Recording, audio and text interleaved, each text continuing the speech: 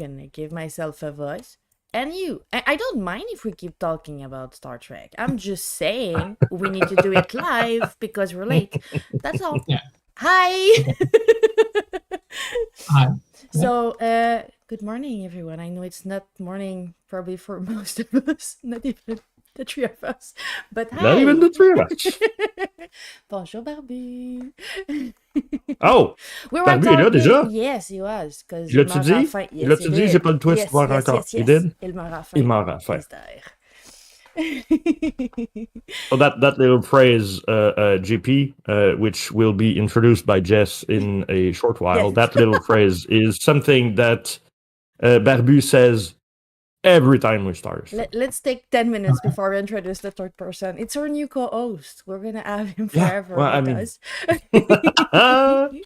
We are never stopping the stream. It's a Hi, 20. Kenny. No, it's a collective let's watch of Star Trek Lower Decks. That's what we're doing. Yeah. So welcome everyone. Yeah. Before we went live, I was explaining to GP how Star Trek Lower Decks is the best of the new shows. How are you doing, Kenny? Thank you for being there. So today we have a dev talk, and obviously our dev is GP from Montreal. We don't know each other. We've not met before. It's just I was looking for some dev for the dev talk, and he was interested. So we're gonna talk about Citadel and deving really close to home today. First question.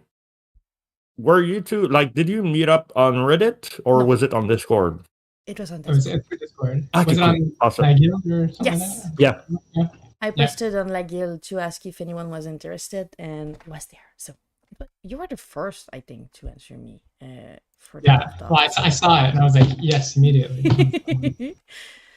So, do you want to introduce yourself, talking about who you are, where you're from, and if I'm not too quick, what is Citadel? Okay. Sure. So, hi, my name is Jean-Philippe Provost. I was born in Ontario, so English was my first language, despite having a very A French very name. French name. Of course, I still speak French. On peut parler un peu franglais, mais now I live in Montreal, so I'm no longer in Ontario, and I've been in the game dev space for a while. I started my studies in game design at ISAR in 2015, I think it was 2015. And then since I've graduated, I've been working in different spaces, including as a teacher. So I've been teaching at different schools, but most recently I've taught at LaSalle College, all in video game related classes. Do you have like a specific class, or it's just overall the whole industry? I know some people have like specific like 3D art, but some of them are just going everywhere just to cover everything. Yes, yeah. I'm a bit of both, really. I'll explain it. Perfect. I'm very much a polymath. I love learning all sorts of things about making games, like everything. So some things I'm stronger at and some things I'm weaker at, but I'm interested in all the things. And so when I'm teaching, the things that I'm stronger at is game design and programming, the technical side. But I've also taught a bit of 3D modeling and texturing and a little bits of graphic design. Nothing insane, but things that game designers can get like a grasp for. I would never teach like a full 3D artist. Like that they want to be an artist and that's what they're doing. The basic. They need a different teacher. But like I'm like, if you're a game designer, you need to know a bit of 3D modeling of your guy. Like I'm going to help you out with that kind of thing. But yeah, College of LaSalle would teach in the AEC for game and level design, as well as the DEC for computer science and technology. So those are the two programs I'm allowed to teach in. Hi, Lady Confiture. You've got the right too. Yeah. So that's a bit about me. I've also worked not only as teacher, but I've worked at different little studios for making games, but usually in the educational sector. So I've worked with the University of Laval, but they have a specific department about games around music. Oh, that's cool. I would be on board for making a couple of games, but one in particular, the biggest one that I was on board for was a game about musical composition. So it's there to help learn about musical composition as you're playing the game. That's a concept. Yeah, it's pretty neat. I've also worked at a bunch of other little places or contracts. I've also worked at a company called Tokidos, and they make physical cubes, physical hardware console. They have their own console for kids. So they have 5 different cubes, and you can shake them, press them. They have LEDs that light up. I saw a bunch of ads for that, and I never knew what it was. Oh yeah, it looks so cool. Yeah, so it's so I was on board for making a few of their games on the cubes. So and then I'm working full time on Studio Moka. So trying to get Citadel out. Is Citadel your first game with Studio Moka? It is, yes. It's their debut title for Studio Moka. Yeah. And you asked me to talk a little bit about Citadel. So Citadel is Citadel's a roguelike city builder where you have to captain a moving city on top of a giant drill, and you got to mine through the world to get your resources, all while avoiding enemies and hazards that you're going to find in the world. So it's there's a strong management side alongside with just drilling, getting resources, and fighting off enemies. We kind of have like a mix between FTL and Dome Keeper, with a bit of city building, if any of that made any sense. Yeah, it kind of does actually. The aesthetics of it kind of fits both of them, like the way that the camera works and from what I've seen anyway.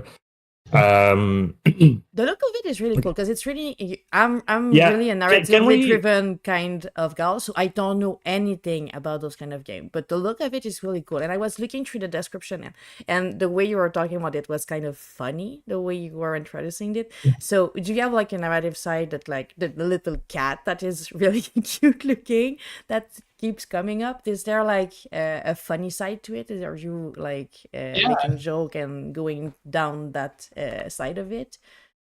Yeah, for sure. We have like a kind of the word we're using in our studio is glib. We have like a glib narrative, so like kind of humor just juxtaposed against like this dark environment. Like so that's kind of what we're going for. We definitely have that narrative. We have our narrative designer, Sophie, and she's helping us flesh out our narrative. We're actually getting our first few batches of in-depth narrative. A lot of it has been world building and setting up the characters, so now we're finally starting to get some of the more interesting dialogues in place.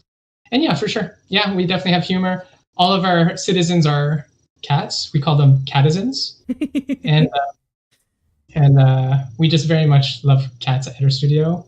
And our studio, Studio Moka, is actually named after my cat, Moka. Oh, I love that. I'm gonna go fetch just quickly your logo for the studio, because there's a cat and it's a cute cat. And there was like cat everywhere, so it was making me I was like, but it's so dark, but there's kitty in it. And it kind of sounds funny when you look at it. So here's the little kitty. So I have to make a brief pause in that. So the amount of time that went between GP saying that there was cat in it and Nuri saying added to wish list was calculated to 0.25 seconds. Hi, Nuri. Thank you. We're happy there's so many other people out there just as passionate about cats as us. I need to say it. Yeah, Amy is saying some undisclosed people from the studio would like to make clear that they support dogs. Perfect. Oh, I know. This is not undisclosed. We know exactly who we're talking about. Do we have a cat hater here, or it's just that the love for dog is big? Because I understand that. Cat haters aren't allowed in the studio. Yeah, okay, perfect. So, but there's a dog there for you, Amy. You can have a dog just for you. We have the cat in the screen and the dog in the back. Because Amy, in our game, there was a dog. If we can pet creature, it's fine. Maybe they should be on your... To the dog side. To the dog side. Oh, that's a cool one. That's a Star Wars reference for people that don't know it. Okay. Like Star Wars. I do. Yeah. I don't know what you're talking about. Mm-hmm. So I've got like 3 tons of questions, all messed up, that have no segues between them. So I'm gonna start with you were talking about someone helping on the narrative side, right? Yeah. For reason that I will not disclose right now, it's something that I just learned about recently, like the whole writing side of gaming.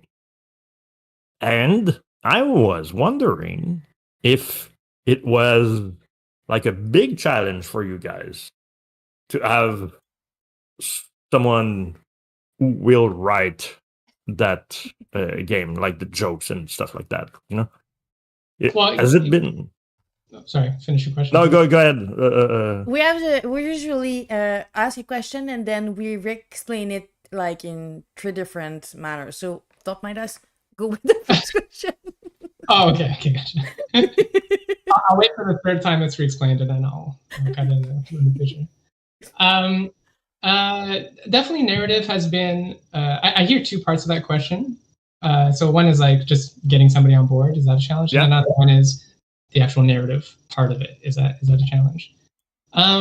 Getting on, let's talk about the narrative side first. There's definitely like a challenge to getting our narrative down because we have a roguelike experience. So we don't have necessarily a particularly linear experience, right? You go here, you have the story, you go here, you have the story. We don't really have that. We have maybe you die and you restart. So like, what do we do with that story?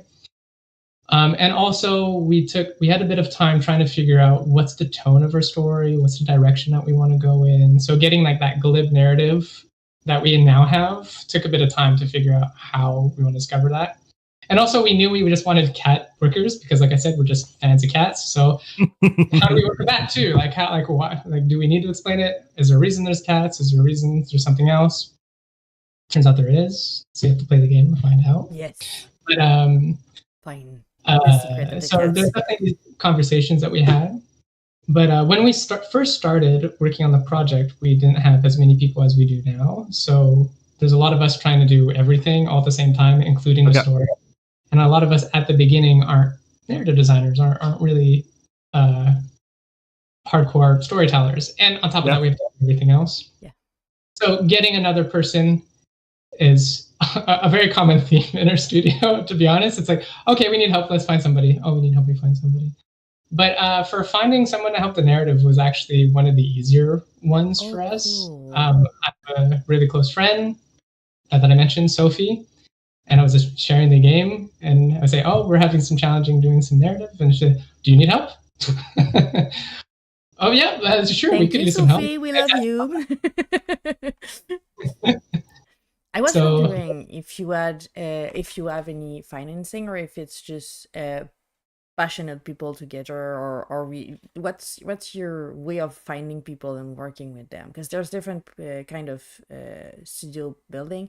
Either they have like money, which is always the easiest one, or they find people that are really cool and want to be part of, or they just like it's sometimes. I know it's less usual lately, but some people, everyone have like a side of the money. If at the end we make money, but during the like development, nobody's get paid. What's the way you're handling such a real? How long has it been since you've started working on it? I'm sorry, this is 300 question. I got you. I got all of them, I think. So we started working on the project since September 2023. Cool. We have zero financing, and we still don't have financing other than money from our own pockets.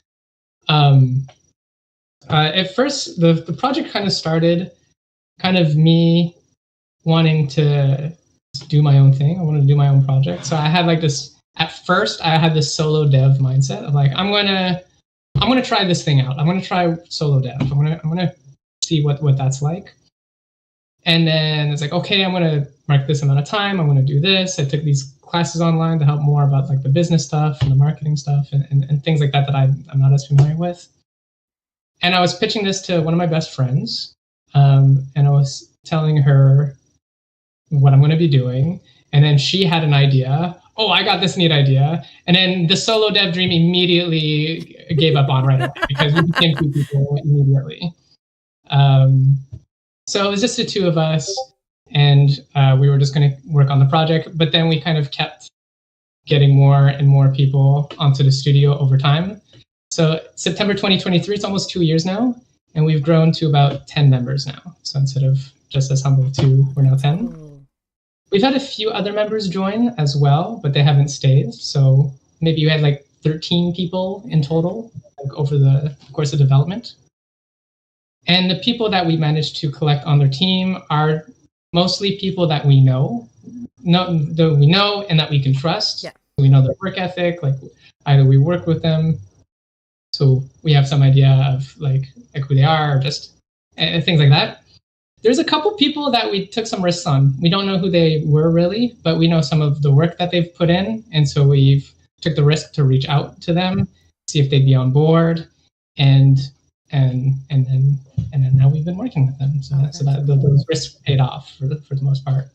That's really cool. And we're all working. So there's zero financing. We're all working for sweat equity. So basically, the amount of time that you put into the project is your ownership of the project. That's a great way of doing it. I like it. Yeah, it's really cool. I hope you're gonna make a lot of money, so everyone get paid. My turn. We would love to just be sustainable. Yes, to have like go event so you can make another game. That's the goal. First game, break even on the first game is a victory. It's a big victory. It's even more like now in the state of the industry right now. But since we're not talking about that, I had a question that came from Tabou Le Tueur. Oh, okay. I would like to say Tabou Le Tueur. I would like that, but I don't think that's what it is.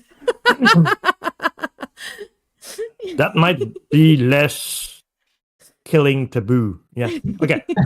So it is Tabou Le Tueur. Oh my god, it is beautiful. Well, there you go. Oh, it's like the meal. Yay! There you go. It's the best name ever. Jess is getting all the reference today. She's on a roll. I was really hoping it was that, so thank you. He asked why Citadel, like the name. I mean, you've explained in the beginning that the game was like a dome drill. So, but how did you come up with that name? Yeah. I think we're going to disappoint some people with the answer to that question. We came up with a few names. At some point, our game was called Citadel of Depth. And there was just parts of the thing that we didn't really latch onto. And then I think it was the other co-founder, Alma, who said Citadrill. I could be wrong, but I think it was that. She said just Citadrill. It sounds like city, sounds like drill. Just kind of combine it together. It worked well, and there's not many titles that looks like it, so it's easy to find you. So props to you for that. Top spot when we search for it on Steam. So that's actually. So there was not like a eureka moment with someone throwing paper around. I found a name, and no, it's just like, let's just change the name. Citadel of Depth wasn't working, or this other name wasn't working. So we just changed it to Citadrill. I admit, I think I was the only member on the team that had a bit of resistance to the name. I was not as much Citadrill. Yeah.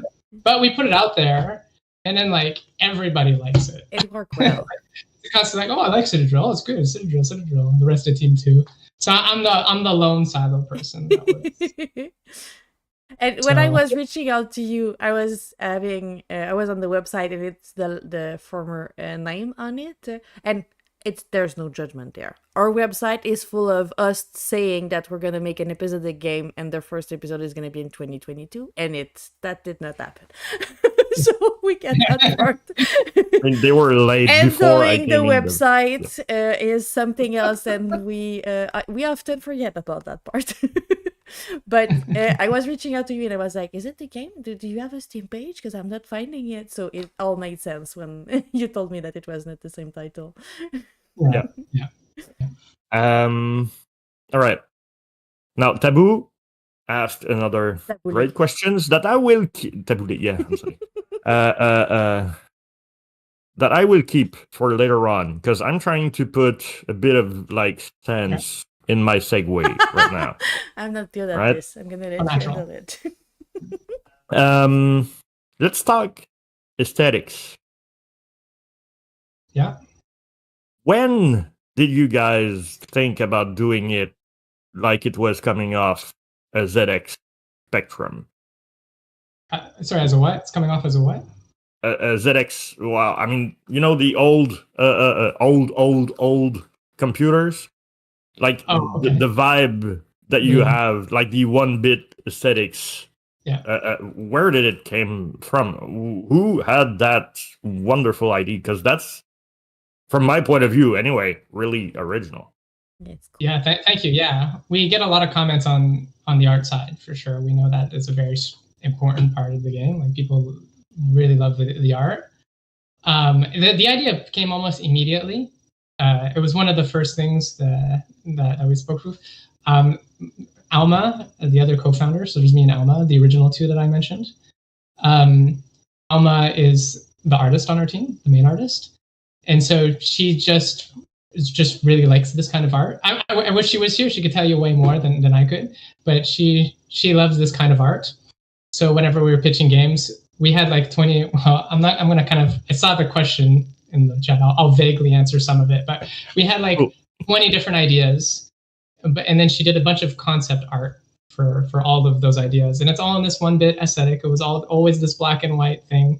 So it was just one thing we always knew we were going to do for a few reasons. One thing is that she's just really good at it, and it's just really easy for her to leverage. And then after that, it's just, and then it looks cool. It doesn't look like every other game. It's really cool. I really like the aesthetic of it. It's it's really pretty done. So all the love to Alma for the work she's doing. Yeah, she's good. I'm kind of curious to know, where did that love for that kind of aesthetics came from? We can talk about some games that were inspired by. So she likes.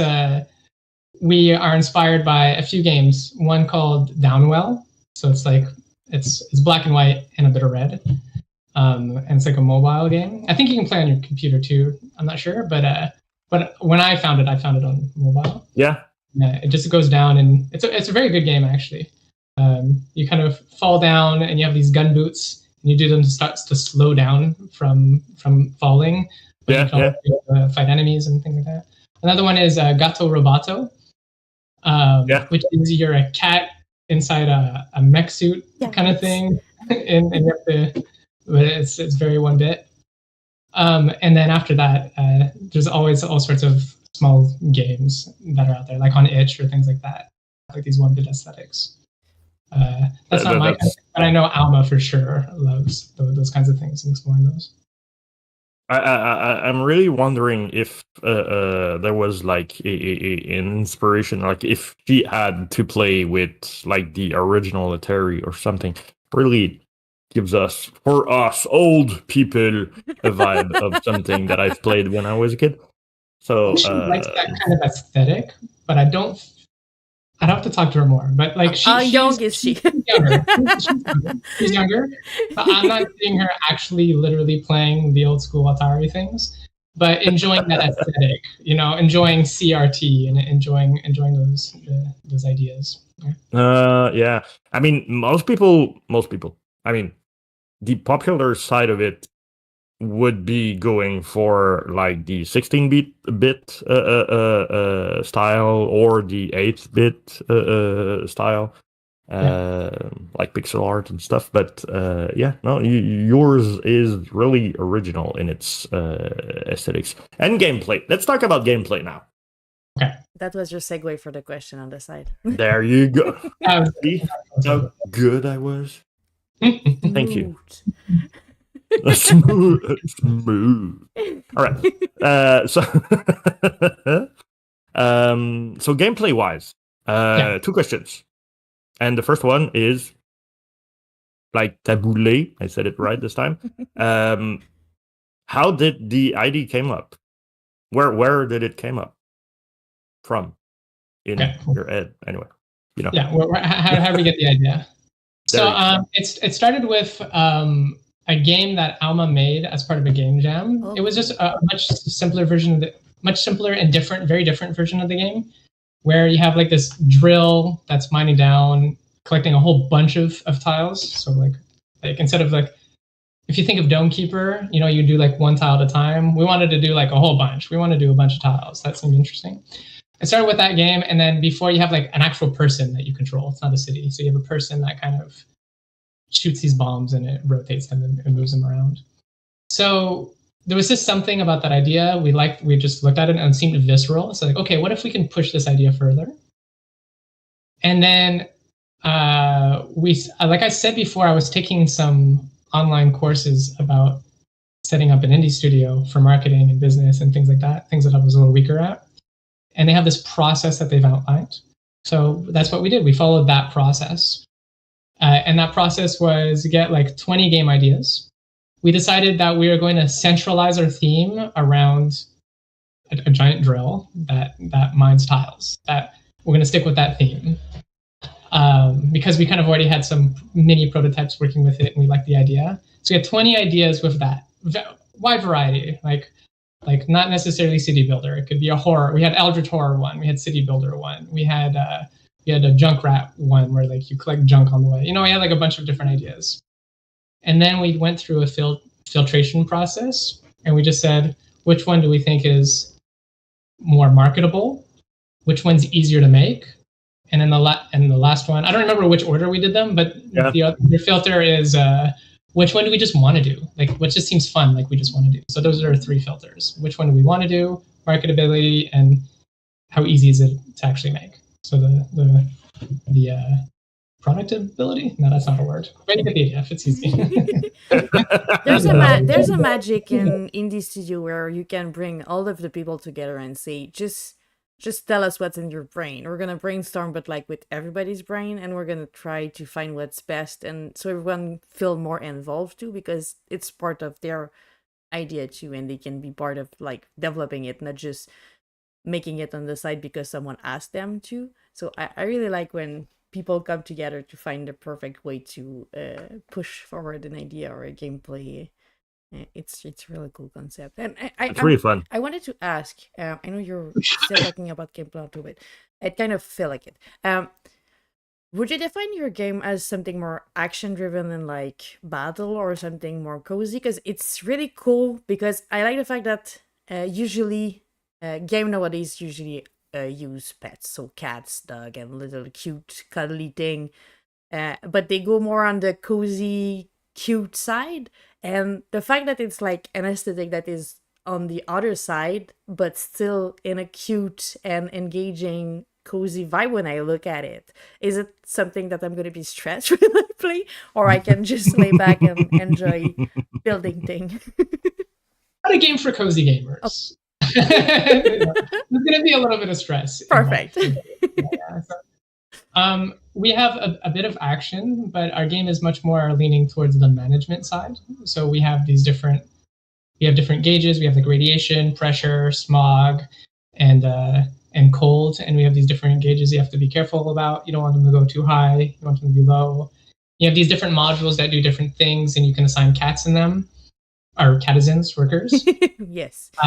Respected. And they're paid. Yes. All right, I'm not saying if they are. No, there's a union of cats. I mean, they're gonna go against you. It's gonna be a strike. Eventually, yeah. There's going to be unions, probably. Yay. I'm not sure. I can imagine that we might talk about something like that. A little strike of little cats is in the front. Yeah, when you get to that would be a good idea. Okay. Well, anyway, sorry, I didn't want to cut you. We have these different modules, so you assign cats in them. So if you've played FTL, it's going to feel like that. So you have like the different things that have different abilities. And the more energy or workers you put in them, the more they'll do that thing. So for us, it's like it allows you to move around, or you'll have weapons, and if you can assign cats in that weapons, so they'll do more damage or attack more quickly or things like that. We also have like a scanning radius to allow you to see more of the world. So that's like on the management side. So then on the action side is you can get attacked by that big creature. Or that big creature, we see in the trailer. We call it the centipede. Okay. For now, I don't know if we're going to stay with that name. We might. I kind of like it. No, it sounds cool. And then we also have like what we call quick actions. It's like just a bar, like abilities that you can do very quickly. So like that's the management side. Moving your drill, navigating, and fighting against these enemies using your quick actions and your modules. But otherwise, more or less leaning on the management side and the city building part of it too. Well, I think you don't have a choice. You need to keep centipede. Yeah. Well, now that I said it here on stream, it's it's been written in stone. Yep. And said in the chat. So you don't have a choice now. I'm sorry. Although since we're talking about gameplay, you make a lot of reference to how FTL, like the resource management side of it. Actually, that's a good question. Lady was wondering question. if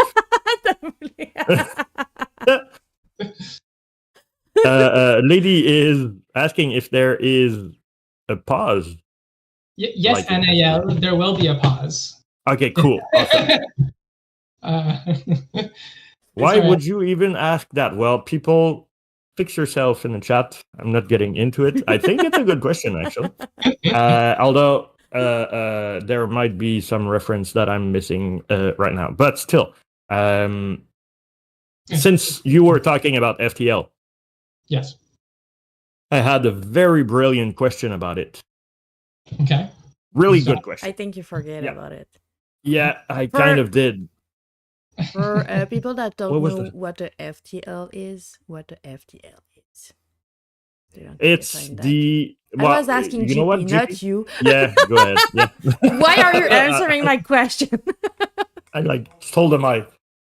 Okay, go ahead, GP. FTL is an amazing roguelike, released in 2011, I think. 2011. Yeah. FTL stands for faster than light, so you have to control a spaceship. And you go from a series of battles against other spaceships. But what's unique about it is that you have this energy system that you can assign into different modules to fight against the other spaceship. So you can put energy into your weapon system or your shields or things like that. And it's very dynamic. You can choose like where you hit and things like that. But it's still got this, it's not overcomplicated. It's like a nice simplified game. And then also you have workers literally in the ship that you can move around to make things a little more powered up, or you can be like onboarded by aliens and you have to fight the aliens in hand-to-hand combat, things like that. Or you can open up the hatch and let the hair get out, so they die. Yeah, exactly. That's a great strategy. Yeah, you can like lock the doors and suffocate the Oh my god. Okay, so I didn't knew that that part. So I guess that it's not usual in those kind of games to have a pause feature. So it's special in that game and it's appreciated. So it's something that it's not a. I do not know anything about roguelike. I'm sorry. Right. Well, like when you start with a game in which there is like a real-time strategy side to it, the pause thing is kind of important because you want your daddy player to be able to push escape and then go fix the kids and then come back if after, For our pause feature, it's a little more integrated in the game, so it's not so much pressing escape and you have a pause menu. It's more like an emergency pause. You want a moment to think. So like you press in FTL, they do that also. So in FTL, you press spacebar and like because things happen over time. There's cooldowns and things like that. And if you just need a moment to plan, you can pause the game for a bit, still see the rest of the screen, and figure out what you want to do. So for example, go ahead. No, I'm sorry. I'm going over you, but like, will the player be able to not only see how he's gonna work, but will he be able to like stack actions while being in that menu? I don't know about the word stacking the actions, but you will be able to perform certain actions. So like. Okay. So like you'll be able to unassign workers or assign workers while it's paused, for example. Yeah. And we have a city building mode that we haven't talked about much yet, but like when you're in that mode, the game is paused, but you can still do all your building. Like you're not blocked from building. Thank you, Tabule, for noticing. I was also, daddy player. Why are we talking about daddy? But you were talking about a dad needing to feed his kid. But when you're introducing it, I was like, daddy player? Is it how you call yourself when you play? I felt like it was the plural side of dad. I was trying to make me daddy player. Like... I want to pose. Tabule, I do understand. You can join the team. You're gonna be the question human. Thank you. So what's the difference between roguelike and roguelite? It's a good question. And it's so close. And when we speak French, would not know the answer. They kind of sound the same. So so roguelike and roguelite. What's the difference? Okay, I'm not brave enough to answer this question thoroughly. Good. I know there's different definitions that are out there.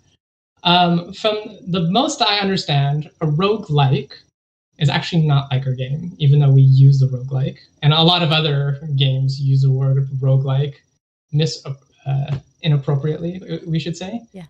But it's such a catch-all term that we just use it anyway. So who's to say like which one's really the right one? But I think there are some people who would advocate that roguelike is way more similar to a game called Rogue, that therefore roguelike. Yeah. As procedure generation, map generation, and a few other things that I don't remember. Whereas roguelite like very much borrows from a lot of those features, but still altogether. So there's one that is alike, and there's one who's like a light version of it, which makes sense with the like and the light. Thank you, Tabule. Thank you so much.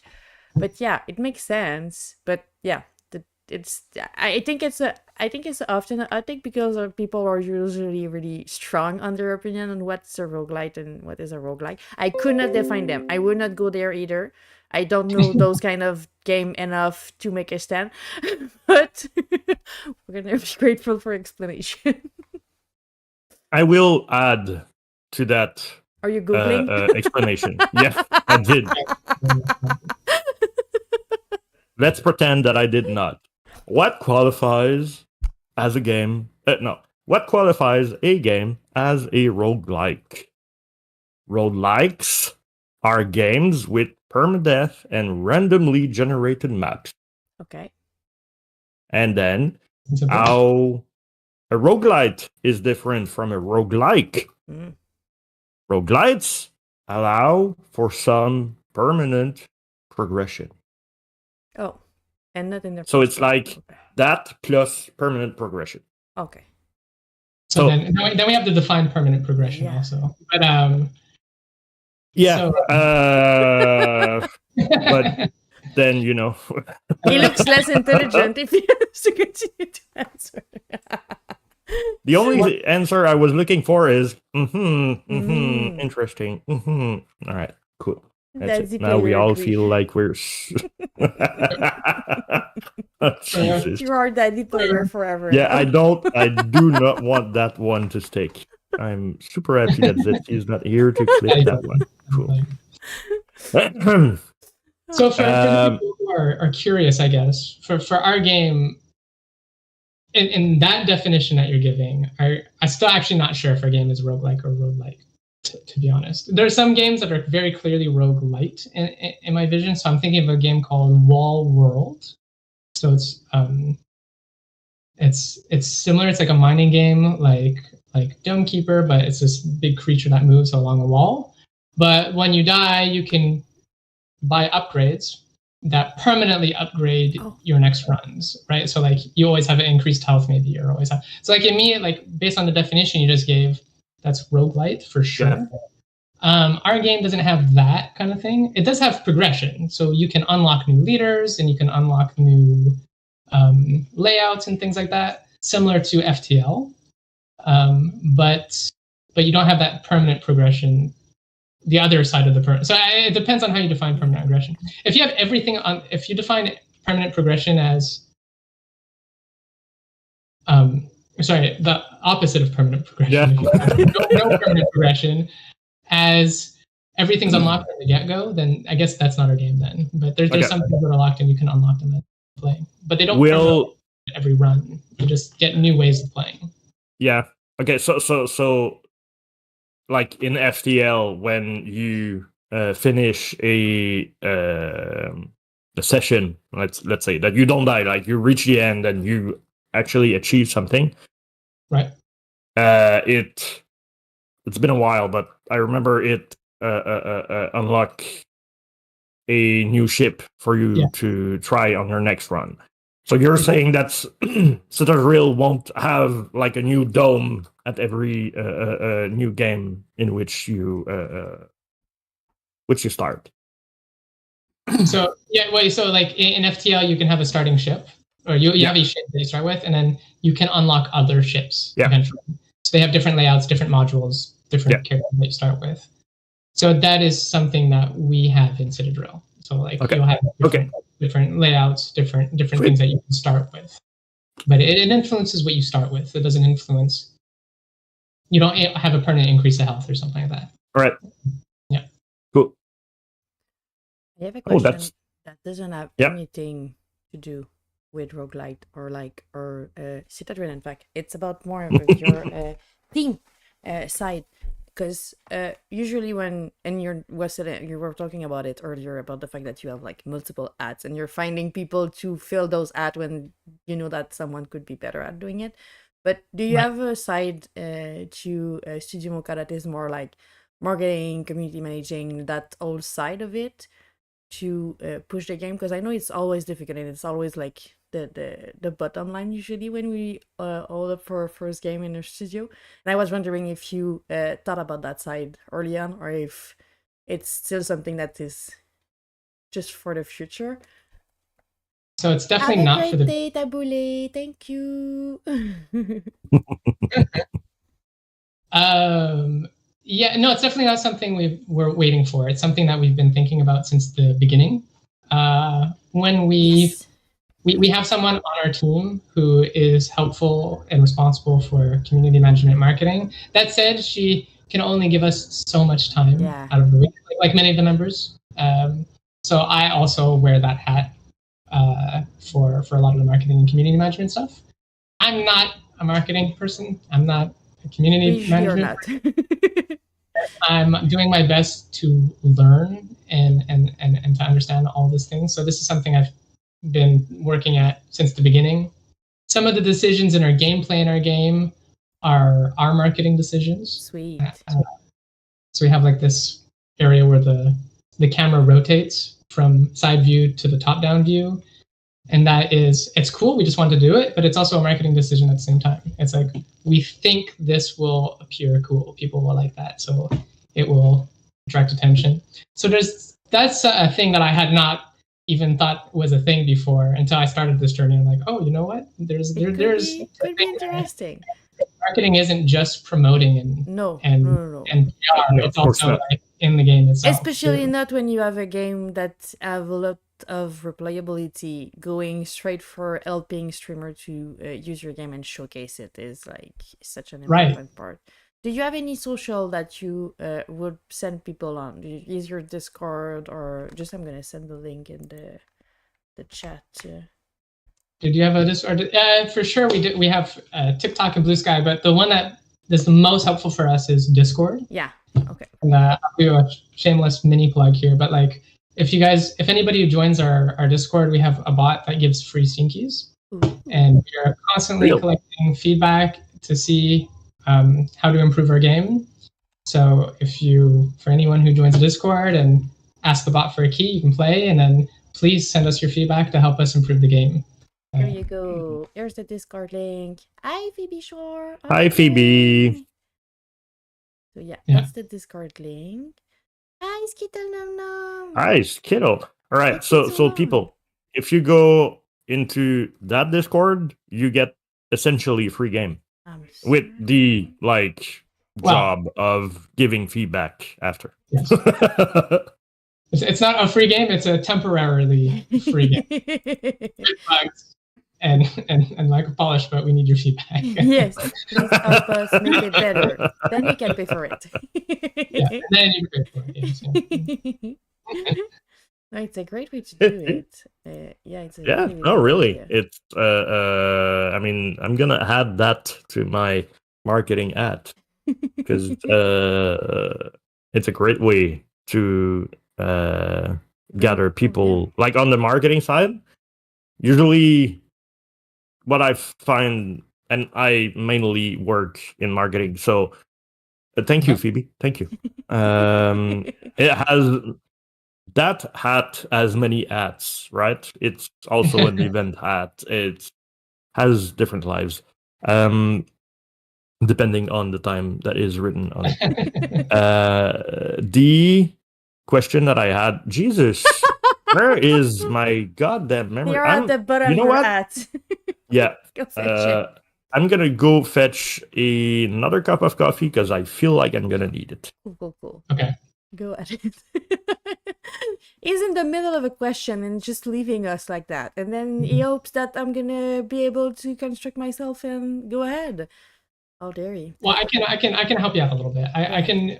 You asked me a bit about marketing. Yeah. I can tell you a little more some of the stuff that we've done. We've done a few things on marketing already that we've been very excited about. Because it's a really cool subject, and we often don't talk about it because it's not like dev, but I think it's really cool. Yeah. So if you have any take on it, go ahead.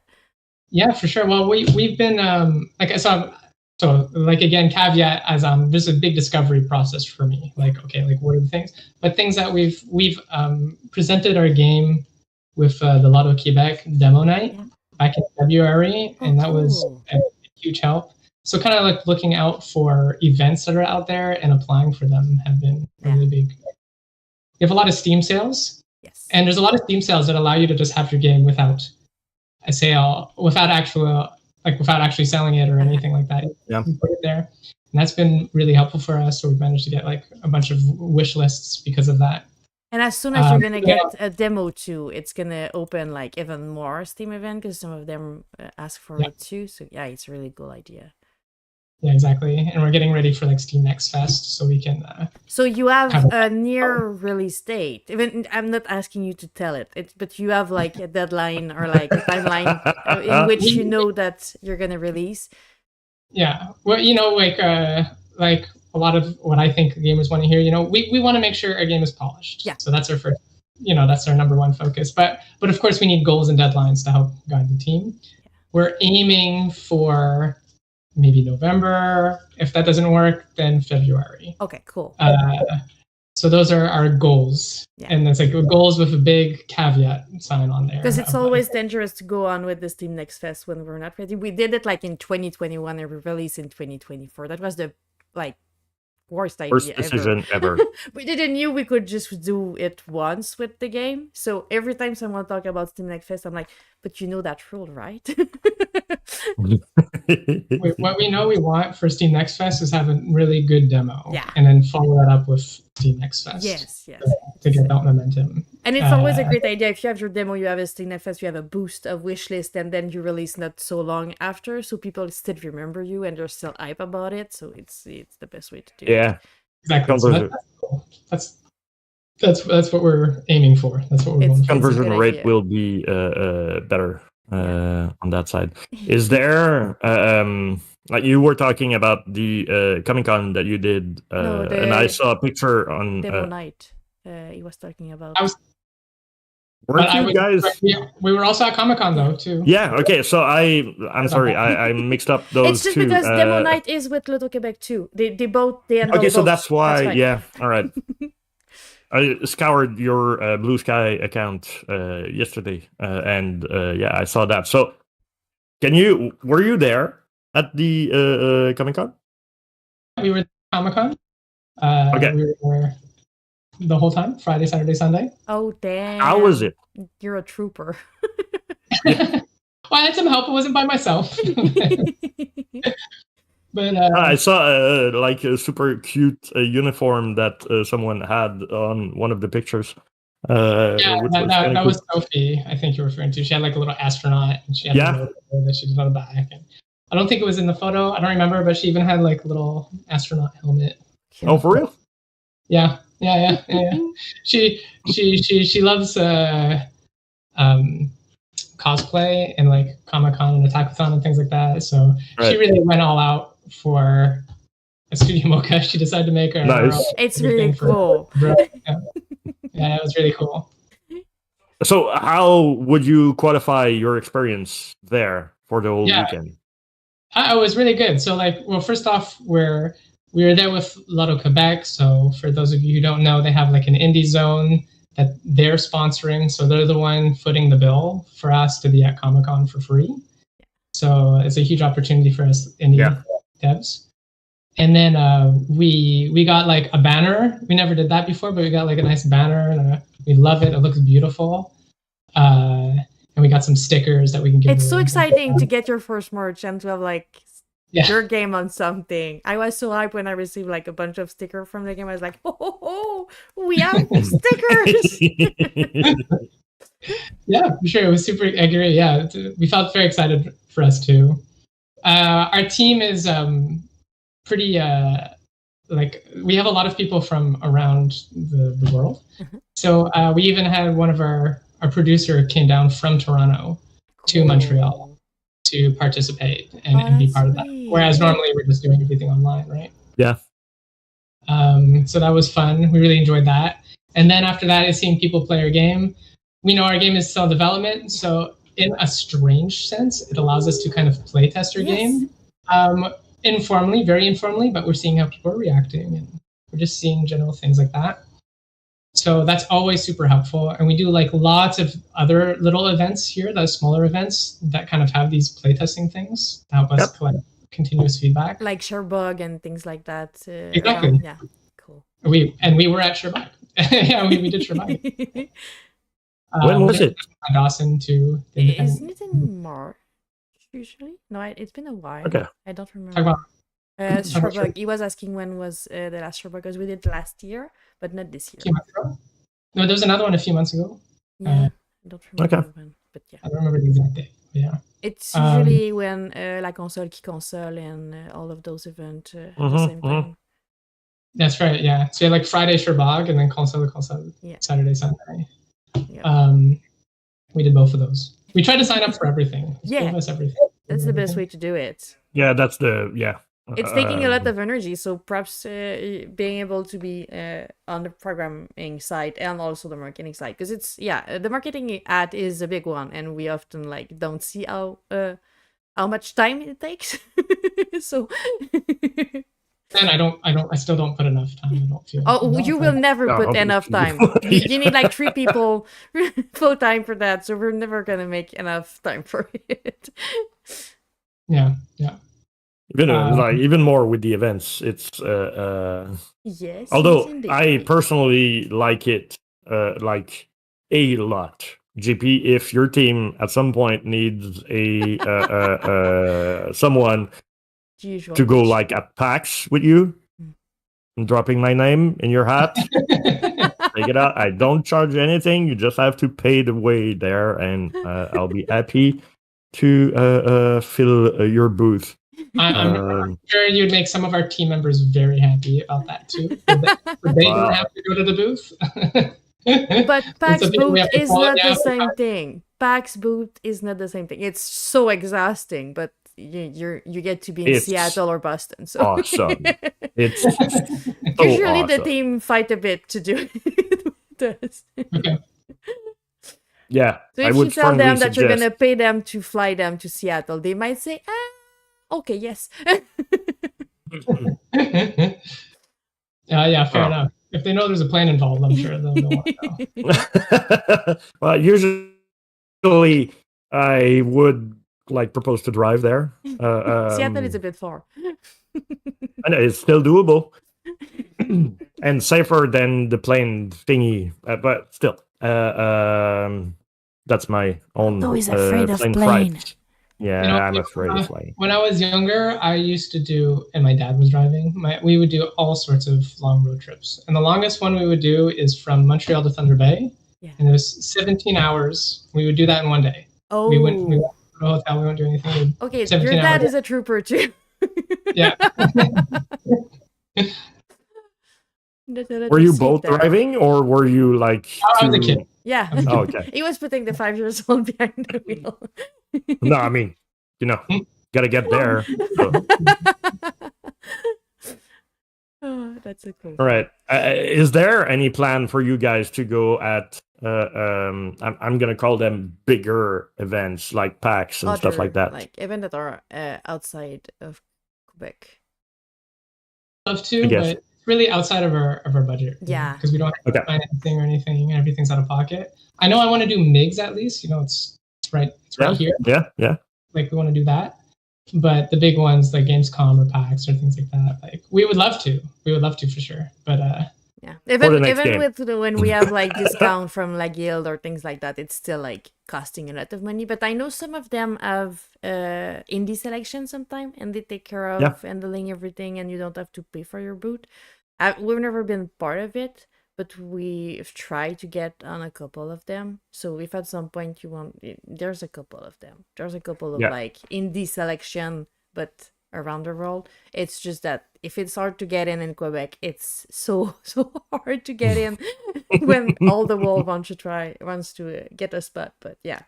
If you want some certain place like that, we can sign up for. I'm sure we'd sign up. I know there's I don't remember their names, but I signed up for a couple that are like, they're a long ways away, and if you don't fly down, it's okay. They'll still present your games. Like, okay, like at least like this is something we can try to go for. Yeah.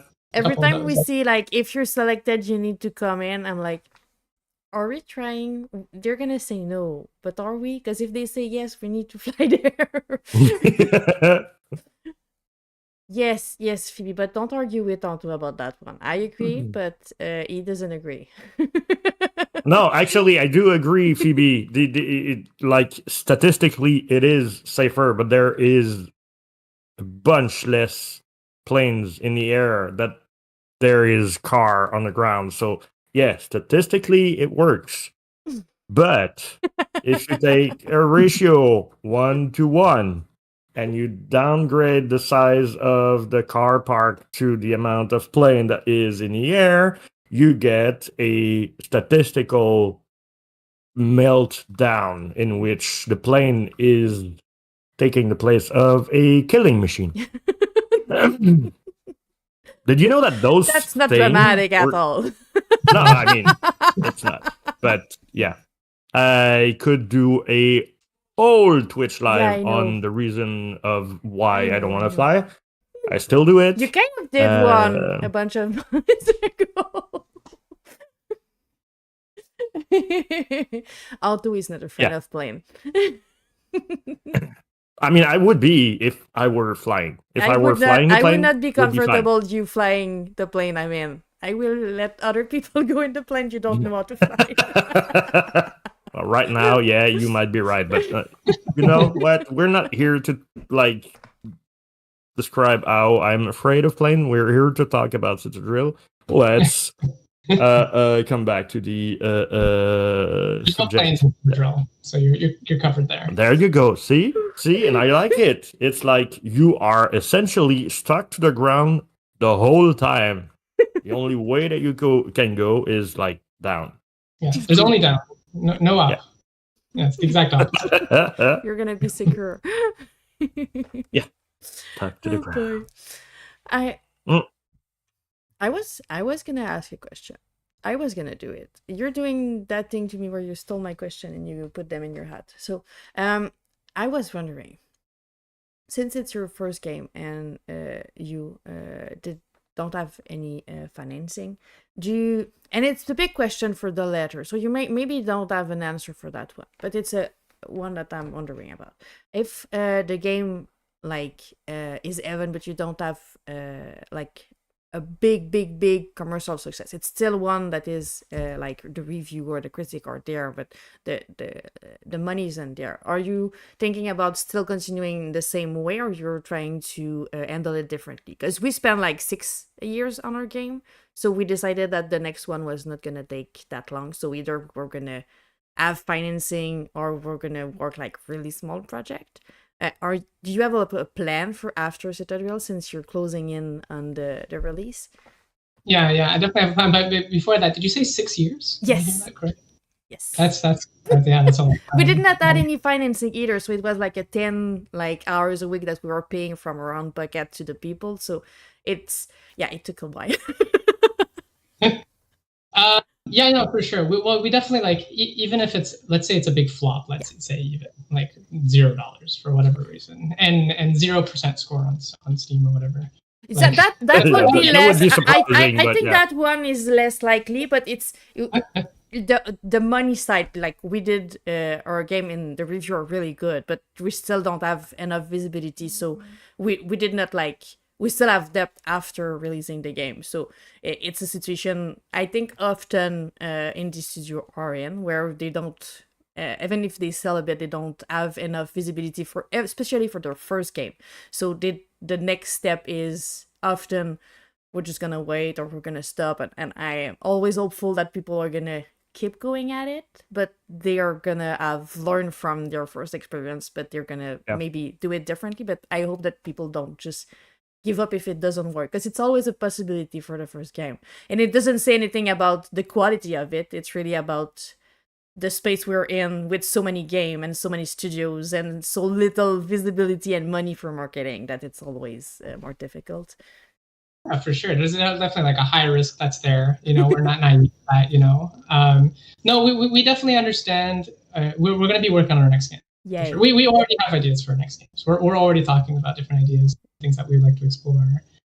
If this game has a big success, then we put more time into this game to add more polish, maybe DLC, whatever it might be. But if we have just an okay success or even a failure, it's we have another ideas. Yes. We have our next ideas that we want to work on. There was this one idea that we had worked on with a few people during a summer. So before September 2023, when we started here, we worked on a different project, but it wasn't a commercial thing that we were working on. It was just some other project, but and it didn't go anywhere, but we really loved the idea. And it was a Lovecraftian. You might bring it back.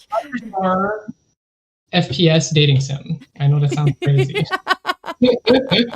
Yeah, but crazy is good sometimes. I mean, it's the only way to go. We keep talking about it. Like that idea is still like we still love that idea. You know, not that we will do that next. We don't know what we're going to do next. You know, but it's like the point being is that we're always talking about like you're still enjoying and playing with the concept of a new game after that one, and I like it. It's cool, perfect. Because often we're not objective about the possibility, and being hopeful is so important, but being realist about like our first game is also important to not like be so sad if it doesn't end up what we were hopeful for. Yeah. Yeah, for sure. And I keep hearing in the dev space too, like indie studios really find their success, generally speaking, rule of thumb, after 3 or 4 games. Yeah, exactly. Yeah. So, you know, that's what I want to do. I want to do 3 or 4 games, you know, like. And also you started in 2023 and you're thinking about releasing soon. So it's a perfect like timeline. We did wrong because we did a way too big game for our first game. So it was our mistake, but we knew we were making a mistake. So at least that part we were knowing about it. But yeah, you're doing it the right way. So it's a really cool thing. And maybe it's gonna go really good too, and going really well. So, well, I do think it's really from cool my point of view that I have a vested personal interest in like buying that game. I'm gonna have fun with that game, and like the comparison that Jess makes with Spiral. We're like 2 worlds completely apart. It's like a narratively driven game on one side and a roguelike really on dry, the other. So yeah. Have you? And at that point, we're like deep in the marketing side of it. Did you make any research on the price at release? Did you work on that? We've done some market research. Yeah. We have some idea on the price. We don't have a firm number. We don't know exactly like what's the right number. But we do. But what we are doing is comparing ourselves to comparable games. Yeah. And seeing where we're going to be pricing. And so we're looking at games like FTL is a bad comparison because it's an old game now. Yeah, it's too old. Like we're seeing ourselves to like Dome Keeper, for example, and Dome Keeper I think right now is they're doing our homework. $17.99 or $18.99 or something like that. We love that. Yeah. Sorry? She's doing your homework. I love that. yeah, we're going to look at it. We've also there's no promises or nothing happening, but like we've been talking to a few publishers and like maybe they maybe like I'm sure they have a better process than us for determining like the right price point, you know. But anyway, we're thinking it's going to be within the realm of somewhere between $14.99 and $19.99. That's a great. Seems like the right range. Yeah. Probably somewhere in the middle, like Dome Keeper. I'm assuming. Well, I mean the replayability. Yeah. On its own. Like I don't remember how much I paid for FTL because it's been like long. Yeah, it's been a way back. But for all the people that like wants to get like bangs for their buck, the actual amount of time that you play is up until you decide that you've done like enough in that game. So it's like I said, there's like a big difference between a narrative game and those kinds of games, because I would be the kind of player that would start it, try to figure out everything, essentially not listening to the tutorial because you know I'm good, and once I fail, restart it again and then get as close to the end, and I could have done that differently, start again, you know. I'm the same. We've had some people play our game at like maybe Comic-Con or something like that, wherever it might be, where they do exactly that. I remember it was at Sherbog, and we had a player, and we had this tutorial thing, and they just completely skipped it. They didn't care. And then they played. They died almost immediately, and then they looked at the screen. How did I die? Oh, okay. So then they play again, and they fixed, they adapted, and then they go a little further, and then they die again, and they just kept that pattern. And they were very explicit, like, don't tell me anything. Like this is the experience that they Blind want. playthrough. Yeah. Exactly what they want. Okay. No, that's cool. That's sweet. No, yeah, I do think it's gonna work super good for you guys. Yeah. It's time for my question. The question. Okay. The question where I ask. Don't forget it. No, I'm not forgetting it. I was wondering because we always like to put those two things together. Like, what's the biggest mistake or the biggest thing you've learned that you won't do again on another game, and what's the thing you're the most proud of in the development of Citadel and the team you have right now working on that project? For the second question, you said just which thing I'm most proud of? Yes, the thing you're the most proud of during development, or just anything relating to development. Okay, gotcha. So for the first question, what was things that we might do differently? Yeah. Oh boy, so many things. So many things.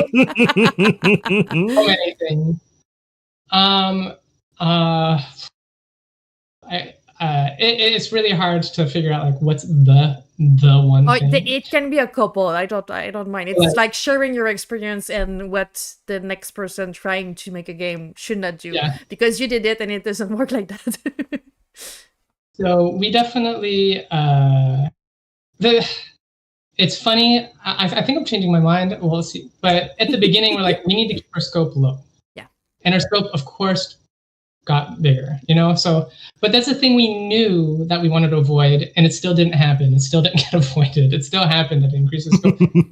And I think maybe it's just, maybe you got to lean into that a little bit. Like, just understand, there is this sense of discovery. I think there was a bit of exploration that we should have done more in the beginning.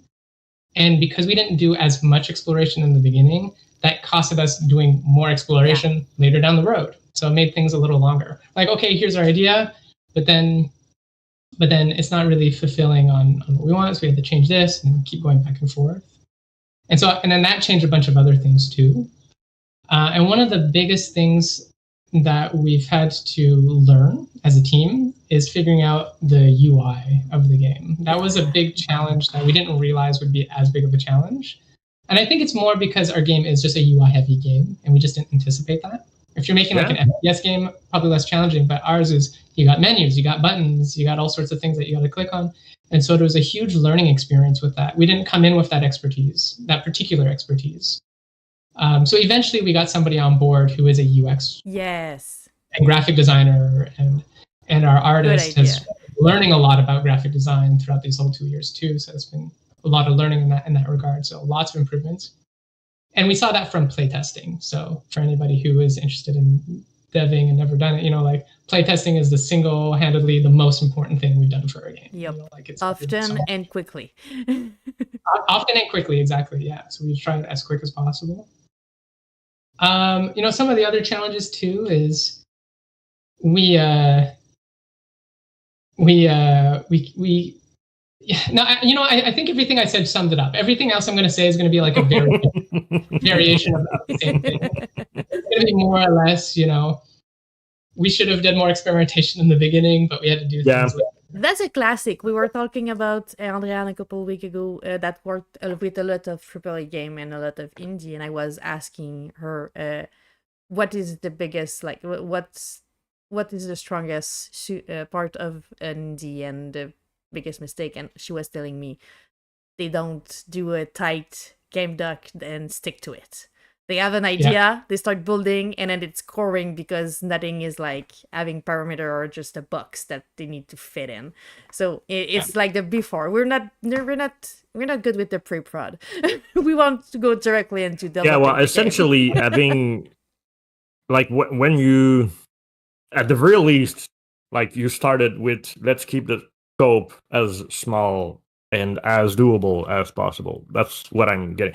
Of course, it's gonna get bigger and bigger the more you work on it, but that was a good thing. But essentially, if you cannot finish your game because the scope is getting out of hand, or you cannot polish it as much as you would like because it's getting out of hand, that's why the pre-production is so important to be tight. We're just bad at it. Collectively bad at it. I think one of the biggest arguments we get in our team now is yelling over what would be cool. We want that, and then saying, "Look, No. there's a lot of time that we need to do for that." There's talk about scope. It would be amazing, but it won't happen. Yeah, you need at least you know you need at least one person in the team saying, "No, it's not doable. No, no." The dream breaker, the scope Party bringer. pooper. I think I'm often the party pooper on the team. Yeah, usually it's the person in charge at the top. And while they might not appreciate your work right now, they will be happy when the money start coming in. So, you know. Well, I hope they appreciate it now anyway. Yeah. Hi, Kat. You mentioned something about the game design document. That was like another one too. That was an interesting thing because at first we decided we're not going to do a game design document. Dangerous. I regretted that one. We're just going to be two people, you know, like, well, you know, we can. Until you're not. And now we're 10 people. And it's like every time we onboarded somebody new, it's like, okay, this is a whole process. I wish we had a nice document so we can show people. Yeah. Do you have a tool you're using to go? I'm gonna go back to the proudest moment. But do you have a tool you're using to have like everyone working together and just like sharing what they're working on? Because I know there's like plenty of them, but I really rarely ask people what they use. So what do you use? That's a good question. Yeah. Well, I think in terms of team cohesion, it's actually more of a holistic answer. There's a lot of things that make it work. But one of the things that's very easy to see is we have weekly meetings. So we have a weekly meeting on Monday where almost everybody can be there, but that's super hard to get everyone's schedule to align. And with time zone too.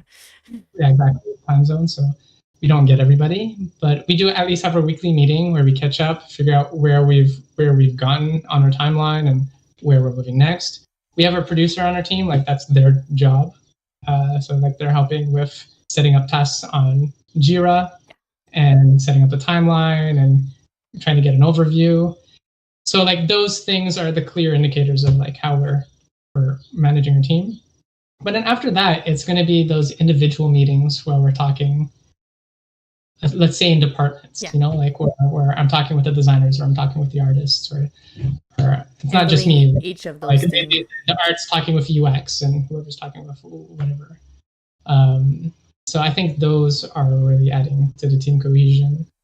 And I know for me personally, I'm more like, I can work remote and I love being at home, but I also really value working in person. Yeah.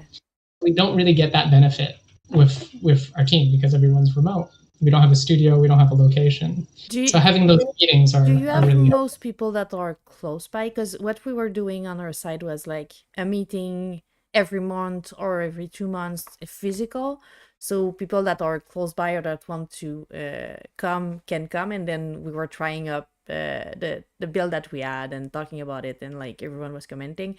So we had like a moment so we could see each other, and it was not necessarily a working together because we didn't add any studio, but it was a moment where we could have like meeting and we could look the build and what it was. But it depends. When people from Belgium and Mexico were not there, but we had a bunch of people. Before we would have that when we were a smaller team. So we'd have like in-person meetings for sure. But now that our team's gotten bigger, we have a lot more people who are not here in Montreal. And we even had some people, we've had one person on our team who's left Montreal and went somewhere. Oh, yeah. So unfortunately, it made it a little harder. I think out of our 10 people, we have 3 people who are okay, I get it. Yeah. And they're very different departments too. But you know, we talk, just hang out and Did we talk about like the geographical places of your team? Because like you're saying that there's like 3 people in Montreal, but oh my god. I know. We're Englishing. Okay. Nilo. Bon matin. I'm sorry. It's gonna be a French. But actually, this time you do the presentation of the channel. Bon matin, In French. Nello. Bon matin, tout le monde qui vient avec Nello aussi. Donc, en ce moment, on est en train de faire un DevTalk. Donc, on parle avec un développeur de Montréal qui est JP, qui travaille sur Citadel avec Studio Moka. Si vous voulez aller voir c'est quoi, vous pouvez y épiner en haut. Nello, c'est une incroyable content creator pour... I know I'm having people in English, but I'm gonna still shout out Nello in French. So, Nello, c'est quelqu'un qu'on a rencontré avec la communauté quand on a commencé à streamer Spiral. Elle fait de l'art, elle joue à des jeux cozy, puis indie, puis des trucs vraiment cool, puis elle est ultra sweet. Donc, si vous voulez aller lui donner du love, allez la follow. On aime Nello. Bon matin tout le monde. On l'aime tout plein, puis en plus de ça, ben, elle est pas d'accord, mais elle ressemble beaucoup à Captain Marvel. Brie Larson, séparée à la naissance, it's the same person. She has the same face. So welcome in, Raider. Bonjour, bonjour. Give a follow to Nello even if you're not speaking French, just because she's amazing. So go follow her and share the love. Puis avant qu'on switch en anglais, pour toutes les personnes qui... salut Kappa, salut Medusa. Sur le link qu'il y a en haut, il y a la possibilité de wishlister Citadel, qui est en train de jouer sur le centre de l'écran actuellement. Fais-le. Oui. Do it. Now. Thank you. That's my call to action. Yes. Yeah. Okay. Do it. Thank you. That's how we handle things. We're not she's the polite one. It's I'm an the call to action guy. But back to the what is your proudest moment? What's making you happy at where you're at right now with the team? Yeah, so there's actually a lot in the game that I'm quite proud of. There's some things that I've done myself, so I'm more proud of that thing, of course. So I'm the technical lead on the team, so I'm doing most of the programming side, the engineering side. And we got that camera that kind of goes over the top. It was an interesting challenge. I'm not going to probably go over all the technicals because it might lose some users they won't understand. But there's definitely some special work to get it to work, like to get that vibe to work. Everything is in 2D. Some people say, oh, maybe you're doing some 3D stuff and we pixelate it. Not at all. Everything is all completely two-dimensional. It's all 2D sprites. We do take advantage of 3D space, if that makes any sense. Yeah. And then what we're doing there is, in the engine that we're using, Unity, it can't really point on the tiles and click on it when we're doing this weird zoomed in approach. So I had to do some magic in behind to make it appear as if you're doing that, even though you're not doing that. So that's one thing. Another thing is the lighting system. You don't actually see it in this version. So this is since February. Okay. But we have a new, an updated version of our lighting system. And it just looks awesome. It's all because we're trying to get a pixel perfect aesthetic. So what we see there on the trailer isn't that. You know, it's very rounded and there's a little bit of gradient. We want just black or white, and we want it to be attached to the pixel grid. So we managed to create a lighting system that delivers on those two things. And to make that work was, again, very technical. So again, I'm not going to explain too much in detail. But we had this one problem where if you had one light source overlapping another light source, can you hear that thing in the background? A bit. Kind of. There's a car on the road. Yeah. You have one light source over top of another light source, it creates this overlap between the two, and that doesn't work. It doesn't look good. So I had to make some technical side to make them blend to each other so that when they're touching, I'm excited to see that because I know a bit light in 3D, but I never thought about the lighting and thinking with mainly black and white. But yeah, I'm excited to see the result of that. I don't understand how you can do it. So yes, we did that's why I'm proud. Yeah, I guess so.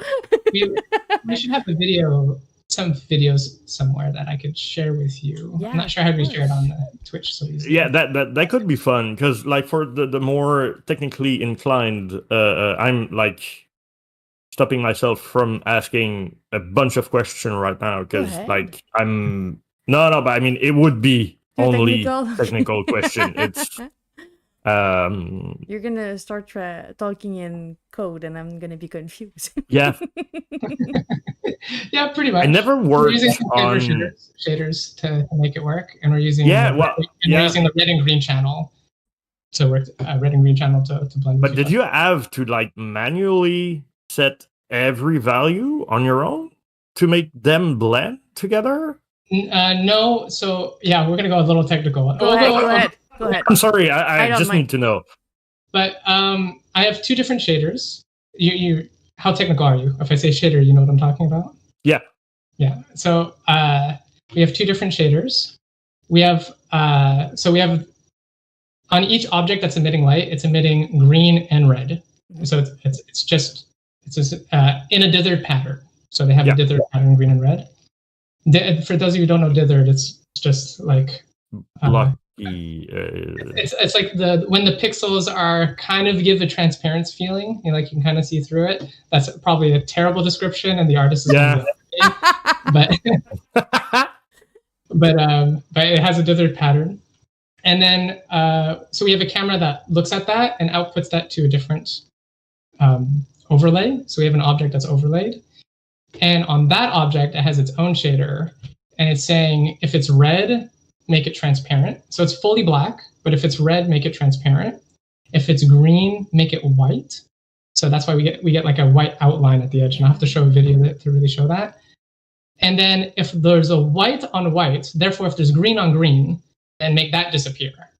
So it's like if it's more green, then make it disappear. So if it's a little green, it's very green, disappear like the red. But you had to play around to be able to find the right, yeah. Whoa, okay. Yeah, for sure. I didn't know how we were going to go about it. And the artist, I wouldn't say she was yelling, but she's like, it would be very, very helpful for the aesthetic. Do it. This thing going on. It's like, okay, we're gonna try looking at that. We're figuring this out. And you made it. So congrats. Yeah. At some point, I'm gonna be in your studio, and I'm gonna ask all the questions that I have right now, because I would go deep. I would dig deep into that. You're nice. You dig deep. Yeah. I would like to the two of you in a group chat in Discord. Yes. Yeah. No, I mean, because I'm really, really curious. One thing though, does the lighting engine in general in Unity works differently than Unreal, or is it practically the same thing? Do you know? Oh, Unreal has something called lumens, so that's altogether very different from Unity. Okay, cool. But lumens, but they don't forcibly use lumens. Lumens is like an option that you can use. Usually. So then the lighting system from Unreal to Unity, like the base lighting system, I don't know. It's probably different, but it's probably not that different. Like it's probably based on things that are pretty similar. If you want to get like volumetric lighting, which I think you get out of the box in Unreal, in Unreal Engine, like that doesn't come out of the box in Unity. But a lot of things that you can get in Unreal, you can also get in Unity. It's just a matter of turning it on and know how to plug it in. So you can easily get volumetric lighting in Unity. No problem. Would you agree? Because at some point I was talking with Anto about the difference between Unity and Unreal, and I was summing it up by Unity is for programmer and Unreal is for artists because you don't need to program the programming, you don't need those skills to start and play with the just those blueprints. You can just try it out and make something. You're not going to be as in depth as if you're coding, but you can still make a lot with them. So would that make sense as an explanation? One is for programming, one is for the artist. For the most part, that makes a lot of sense. Yeah, if you want to do like a very high fidelity game, like I'm thinking Clear Obscure, or that might even been done in Epic Games. I'm not actually sure, and under Unreal Engine. But By the way, like, yeah, if you're gonna make a game like that, you probably want to go in Unreal Engine because you have like some nice high fidelity. If you want to keep something simple or stylized, Unity is probably a lot easier. I would definitely say like that's a pretty good generalization. Like, yeah, it's a definite generalization. And in Unreal, I think it's funny because like I think you can go into Unreal as like a newbie programmer, and that might be a little bit easier than Unity right out of the box because you have like these node systems. Yeah, the visual programming is quite on the spot, to be honest. Kind of limiting when you want to do something more complicated or out of the box. Yeah. And from a coding perspective, what I have heard is that Unity works on C#, right? Yeah. No, yeah. And C# is, from what I've heard, I don't know it, way more easy to understand and write and code in than C++. Yeah, well, so, it is C++, but it's a lot. It's a a lot of the things get handled automatically in C#. So you have less control as you would in C++, but it's way easier. It's much faster. That's us not getting technical right now. We're not technical at all. It's Well, then on the other side, if you're like an intermediate programmer, Unity is your place to go. And then if you're an expert programmer, like you're really good, I mean, Unity's still good, but like now we can go back to Unreal because you don't have to do visual programming. You can do C++. And now it's a little more challenging, because C++, like we mentioned, is a little tougher than C#. I mean, once you get your head around it, I'm going to go into a fun fact story. I started learning programming out of a interest in and or necessity to, won't define which. And, well, C++ is working on it. Unreal Folklore is working with Unreal, so I went there, tried a couple of courses and stuff like that, and like just to realize at some point that people were saying you do not start learning programming with C++. You go like way easy. You go, and I'm like, well, I'm halfway there. It's too late to turn back. So. Oh, no, like the C++, good for you. Like that's. Yeah, I mean, wow. Hold on. The teacher was like explaining everything, and then he was saying, "All right, so your challenge now is to do that," and I'm like, okay, I'm getting the feeling I should know how to do it, but I'm not. So I'm gonna mimic everything, and at some point it's gonna like come naturally, right? So yeah. 3/4 of the way into my first course, I was like, let's stop everything. I do not, I'm like a monkey on a keyboard right now. I'm wasting my time. So I went back to, let's define what's a value. Like I did not even have the context in which the language was written in. So it's quite. You're just following instructions and not really understanding it because of that. So yeah. How did you start learning programming? Were you on your own just trying to play with it, or did you start with going to school about it? What was your course? Yeah. I know his story. I started learning how to program before I even went into video games. For a while, like a lot of people, I think you're trying to figure out what you want to do. And I was taking a course at I was studying psychology at Concordia. Oh my God! And they had a complimentary class for fundamentals of C++. Oh, real? You started with C++ too. That was it. That's how I started. And then taking that class really unlocked something in me to say, because I liked making games actually even before then, just for fun. Not video games, but like board games and card games and all that. Cool. And I'd watch extra credits all the time and things like that.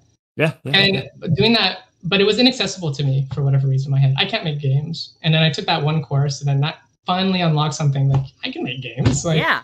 Yes, you can. And then I went to study at DevTalk, like I mentioned before, and then I'm a self-taught programmer. So at DevTalk I studied game design.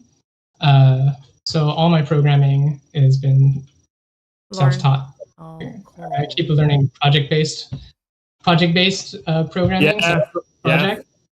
And I've read a couple books to help me with some design patterns to really wrap my head around those kinds of How things. many programming language do you know? Not that I will understand any of them, but I'll. Yeah, I know C#, I know C++, and I know Lua. I know. Yeah, and then after that, like I know a little bit of some things, but I don't feel confident saying I know them. Like I know a little. You know how to ask a beer in that language, but you don't know how to have a full conversation. Well, yeah, exactly. Like, don't touch me. Yeah. Don't give me an exam on it. But what you find is like once you know the general concepts, like the actual language itself is not so much the challenge. Like you can learn the language. So like I know Lua now. I learned that in the space of a week. Oh. But like I knew what I wanted to do. Like I knew, okay, I want to do this, I want to do that, I want to do that. And then using online resources and a bit of ChatGPT, I'm like, help me, like how am I trying to how do I get from here to here? Let me understand Lua. Okay, you do it. This is the Lua concept. They have something called meta tables. You got this, you got that. Okay. And then I just test and play it. But like I know conceptually what I want to do. I want this thing to communicate with this thing. I don't want it to communicate in that way because it's inefficient. Etc. What would you recommend to someone trying to start coding? Because a lot of people that wants to go into game dev are usually tailored to either being an artist, but usually they don't start a game. They find people to do it, or they're a programmer and they start building. But when you want to start and you don't know anything about it, what would you recommend?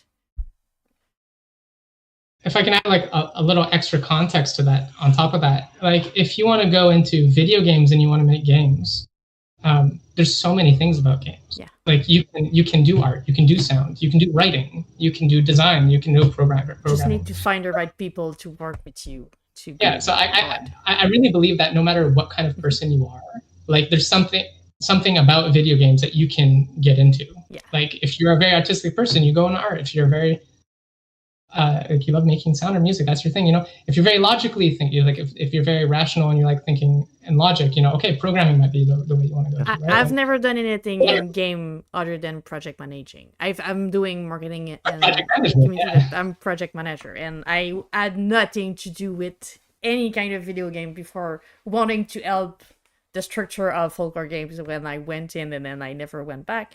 But yeah, no, there's definitely space for every kind of people in video games. It's just that since you're specifically more tailored to programming in your learning skills, I thought like, and it's a more difficult learning curve, I guess, because usually people that wants to become artists have been drawing before, so they need to learn a new set of skills, but that's always something that they'd like to do in the past. So I'll respectfully disagree. You disagree? I think cool. I think learning art is a difficulty curve. Yes, but definitely.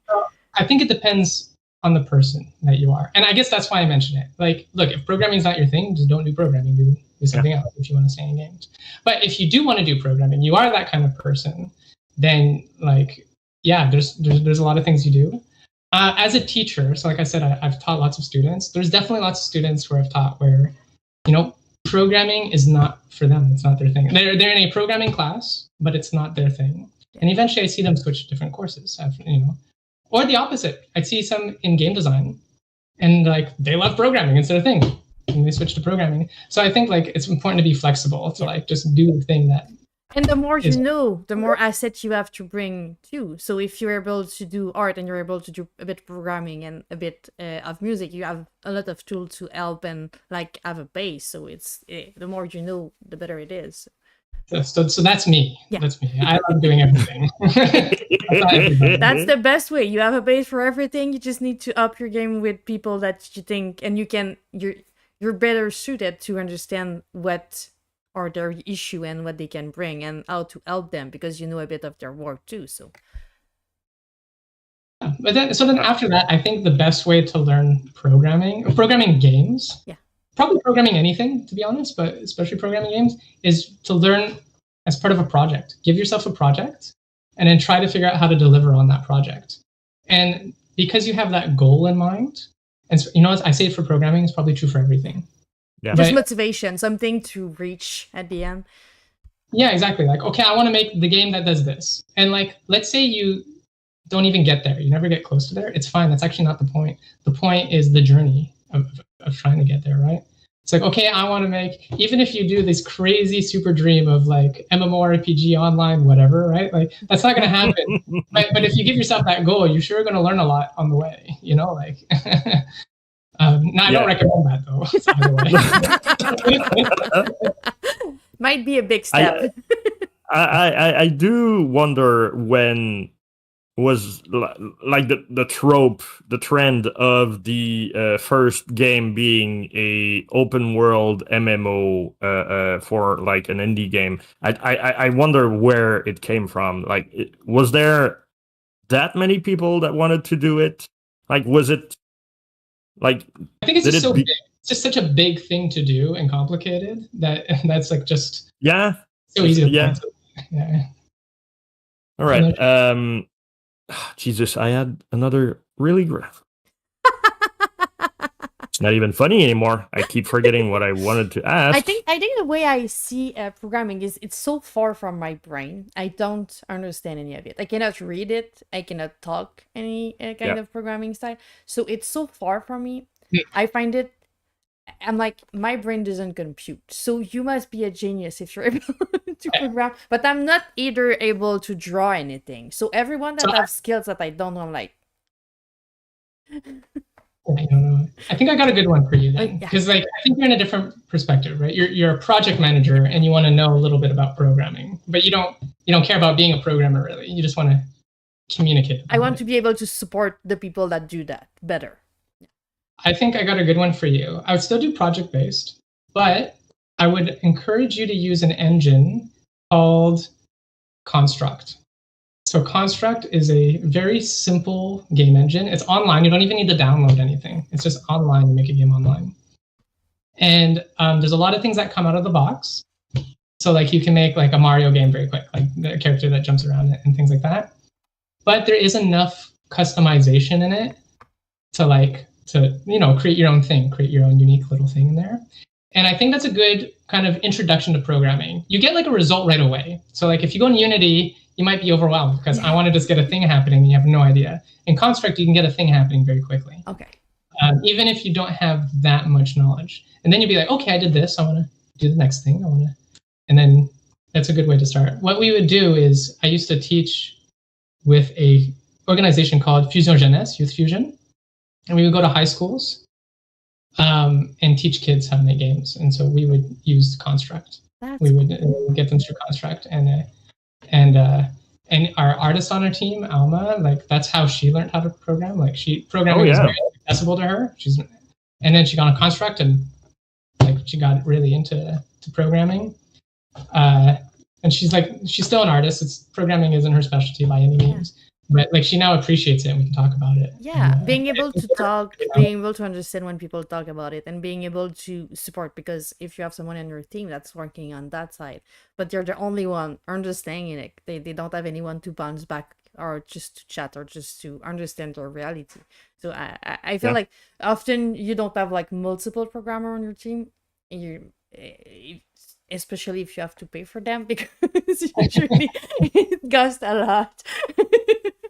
So it's really isolating because they can work, but they don't have anyone to discuss what they're doing or how they do it. So my brother is understanding a bit, or creative director is understanding programming. He's not speaking it, but he's able to understand. So he's able to work with them. But as a project manager, I have absolutely no clue about anything. So I think it would be interesting for me to just get a bit of it, just to understand a bit more a conversation. Yeah.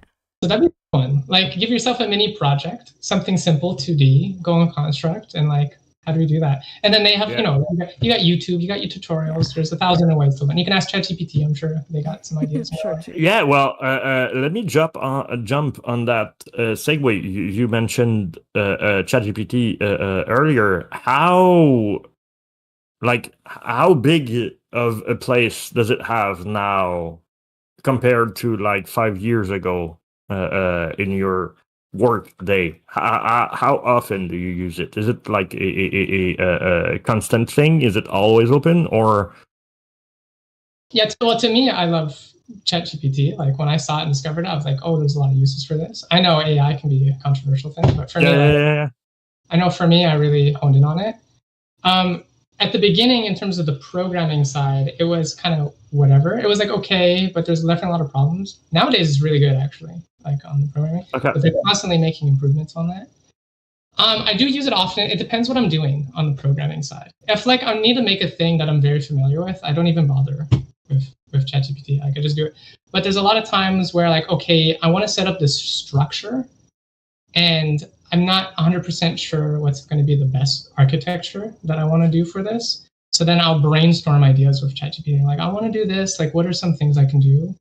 And at this point, ChatGPT, I've spoken enough with ChatGPT and I have a backlog of my things to understand a fair bit about my project. So I can say, oh, well, because you have this thing here, you can do, maybe you try this thing, you know?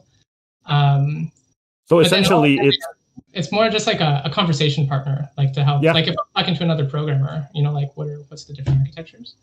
And then I do have an AI in the actual IDE. For people who don't know IDE is, it's like the place where I actually write my code.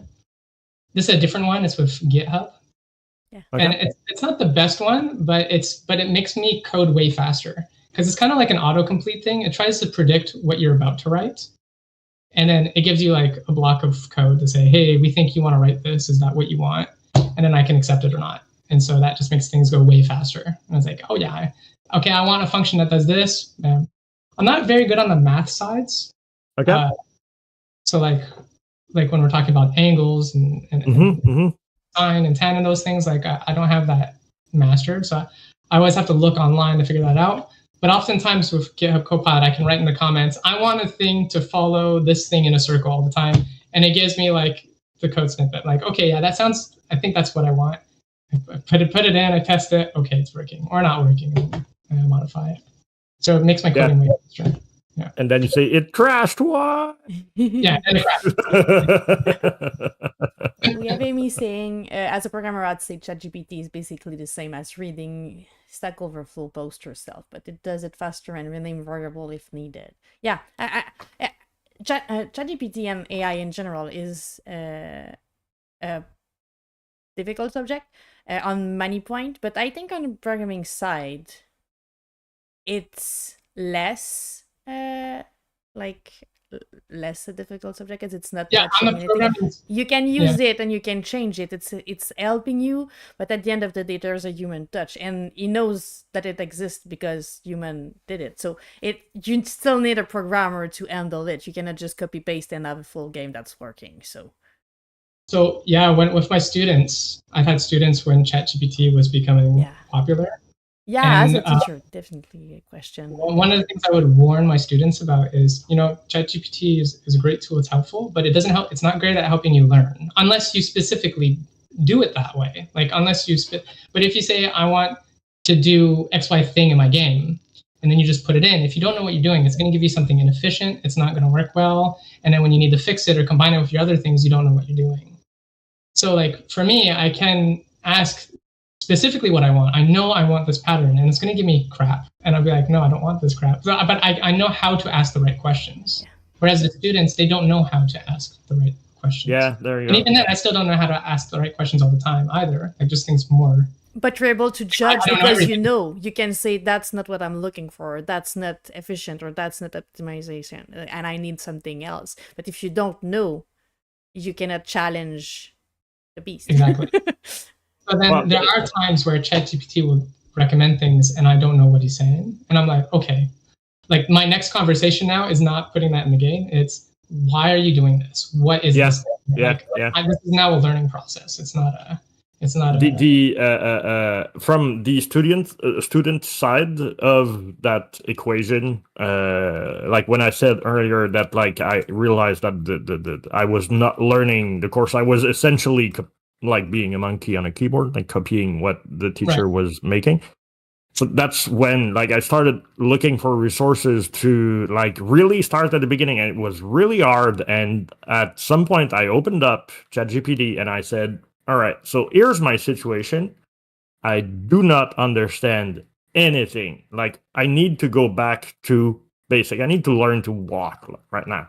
So, and it was really, really helpful. I like stopped doing the courses, and I started doing like quizzes with ChatGPT. She would like explain to me one concept, and then I'm saying she because like I'm a Trekkie, so it's a ship, it's a computer, it's a girl. Anyway, it's not like no, I get it. I get it. I just think it's funny.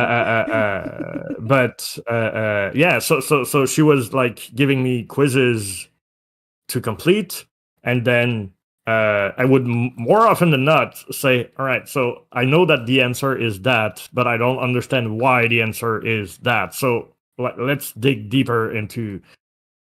It was incredibly helpful. I learned way more using that than following the actual courses. When I came back to the courses, now I was like understanding what the teacher was trying to explain, and helped a lot.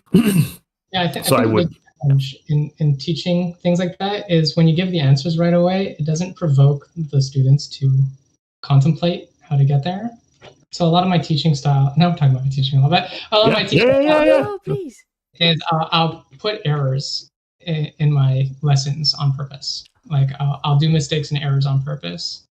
And then, okay, we're going to do this, but oh no, we get this problem because I do this. Like, what do we? And so it's like it's a lesson. So it's like there's these complex things I want to get to, but in order to get to them, I need to make sure they understand why we need to use it. So try to infuse problems and mistakes as we go. Oh, okay, but now we encounter this problem because we did this. How do we solve that? Here's this new concept, and then we can solve that with this thing.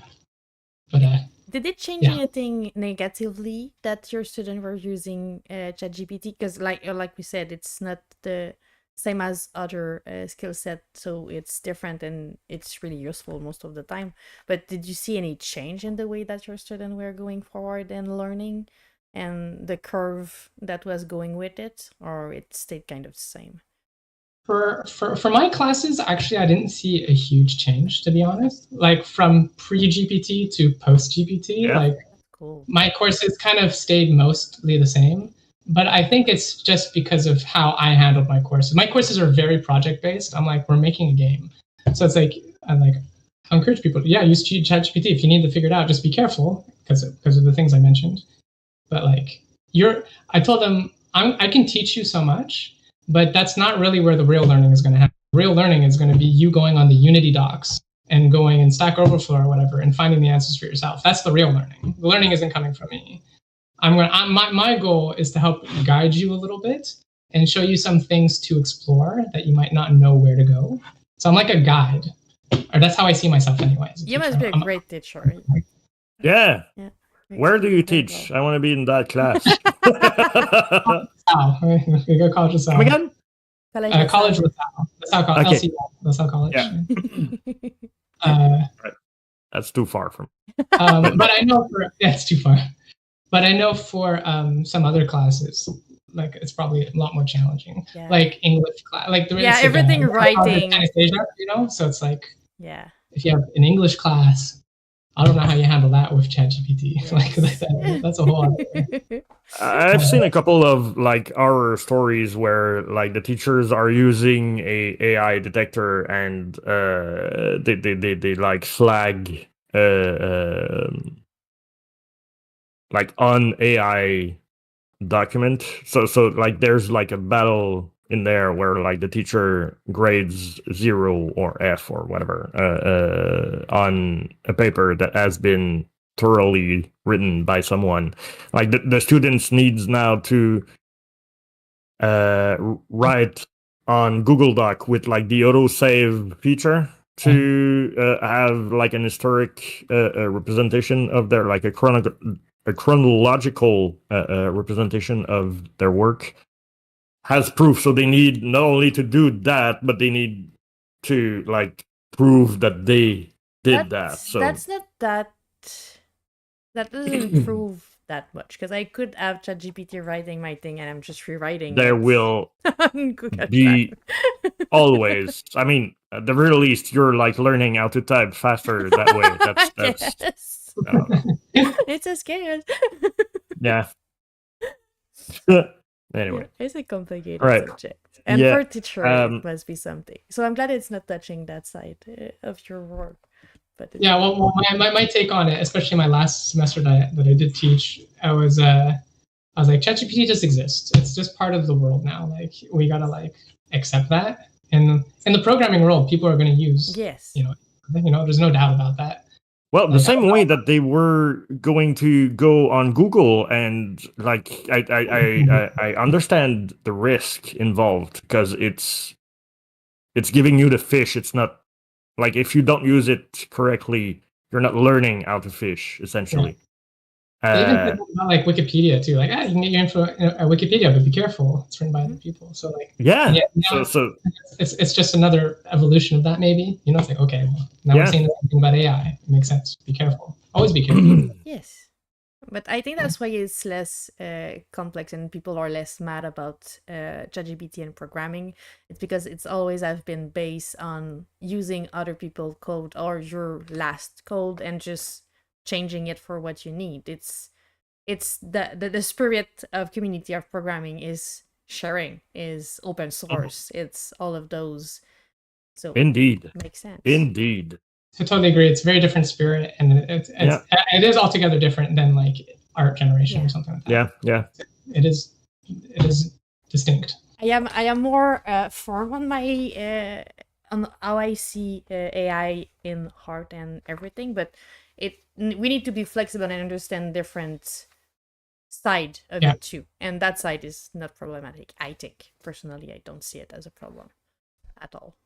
Even if it's helping people learn faster and be able to create faster, because as you're saying, you know how to speak that language, but you're still using it to be quicker and to learn new tricks. So it's just adding, it's not taking anything out of you, and you're still a teacher. So you see the side where a teacher is important, but it's not giving you the same skill set as that tool. So you can see the difference between those. Yeah, to me, it's like a multiplier. Yeah. But the thing is that if you have very low knowledge base, you're multiplying not very much. Yeah. That needs to be a bit at the back. Cat. Because essentially it comes back to the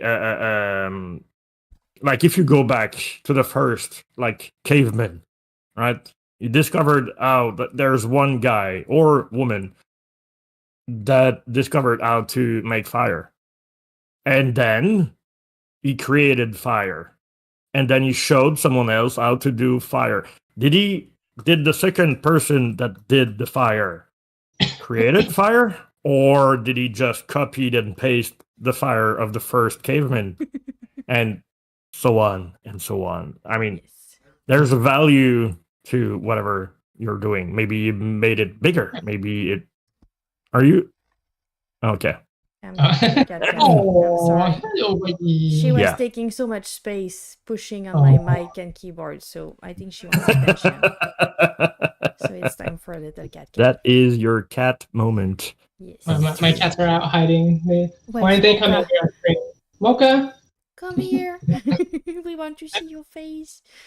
So yeah. If your cat comes when you call it, that would be cat calling, actually. Follow up with the whistle. Okay. All right. Moment. Gratitude is done. Well, I mean, you can show her as much as you want. I know, but I cannot fluff her if I hold the camera. Yeah, only two ends. That's yes. There you go. Are we there, since we've Is it your question time? Yeah, is it my question time? I think I don't have anything in mind right now. If I have an idea, I can bring it up. Do you have something that you want to share with the world, GP? Yeah, before I go into my deep and serious questions. We haven't spoke much about the city building part of the game. Yes, you can go ahead. But, let's talk about that. Yeah. So, all right, hold on. I'm going to start you with a question. Okay. There's a dome, which is in itself a drill. Yes. and there's a city in it that you can build. Yeah. On that single side, like that particular side of the game, what was the inspiration? Because I've seen visual, and it makes me think about like the first SimCity, like the original SimCity. We actually don't have we do have some references that we refer to for the city building part, but really it is like just at city building. Like we just liked the idea of a moving city, and then we went from there. You know, that's where but one of the things we think of is Wandering Village. Yeah, I was gonna name drop that one. It's a cool reference. So for people who don't know, right? You build a city on top of a back of a giant creature. Yeah. And the creature's moving in the world and everything. So we find a bit of inspiration in that. Like you have a moving city. Yeah, that's basically our biggest one. And then after that, I just think of all these other city builders that I've played. But the thing is that these are big city builders. We can't make a big city builder. We have to make a very streamlined city builder. But I think of like Frostpunk, and I have this other game that I like called Ixion. I don't think many people have heard that one, but it's like you build a city inside a spaceship, a giant spaceship, like a colony ship almost.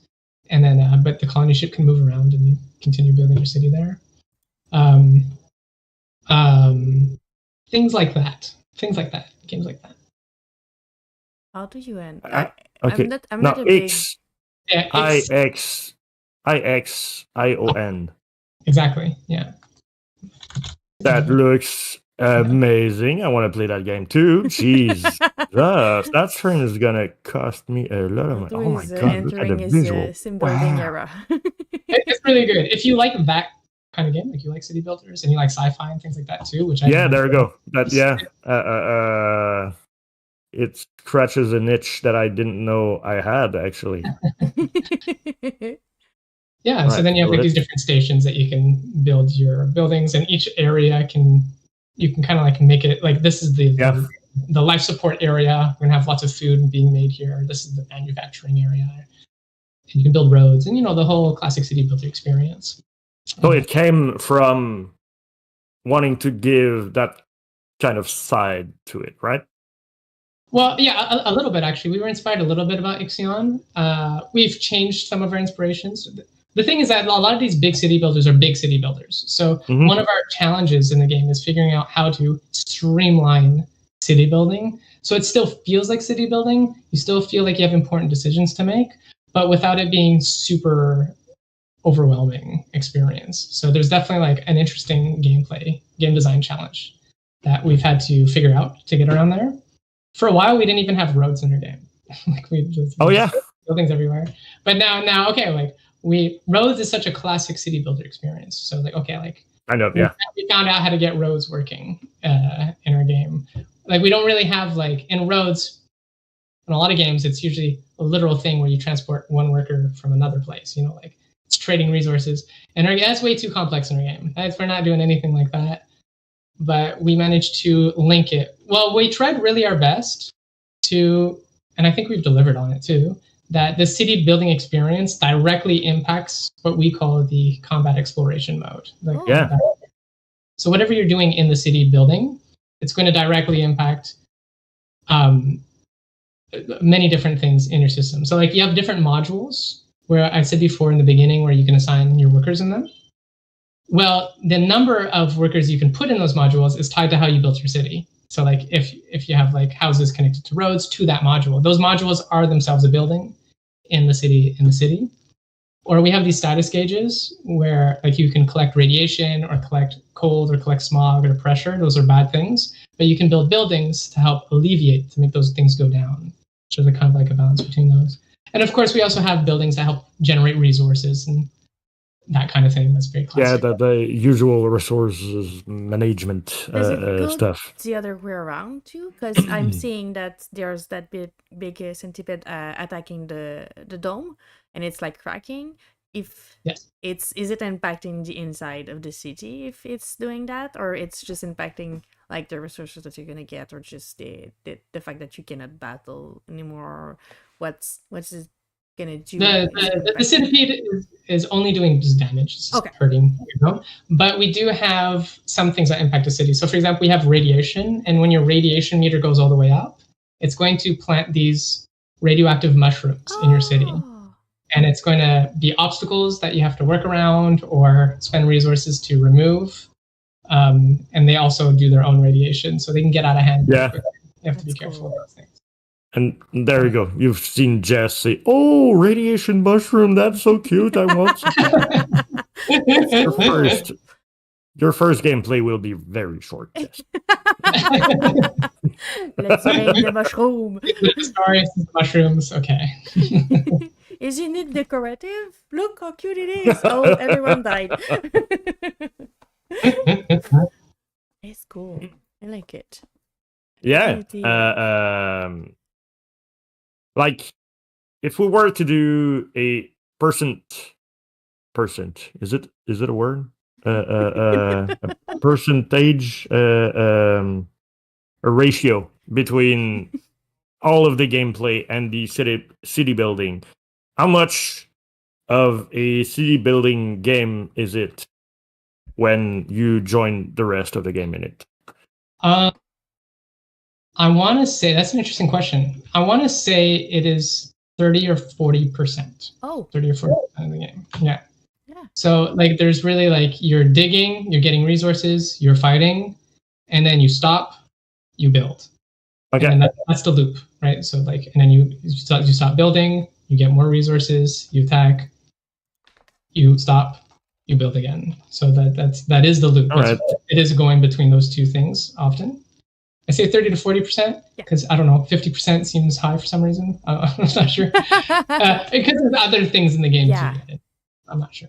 Well, I mean, yeah. So it's gonna open up a new and different way to explore that game. Hi, Graham. Happy to see you. All the love to Wishlist the game now. Before you start your lurking with love stuff, just wishlist it. Go ahead. The link is up there. I was wondering how big Thank is you, Grim. Because the only sim building I know are like, it's just city. It's just that. So it's really huge. So as you were saying, you need to streamline it because it's smaller. But how small is it? How many building are, what's the space you have to build it?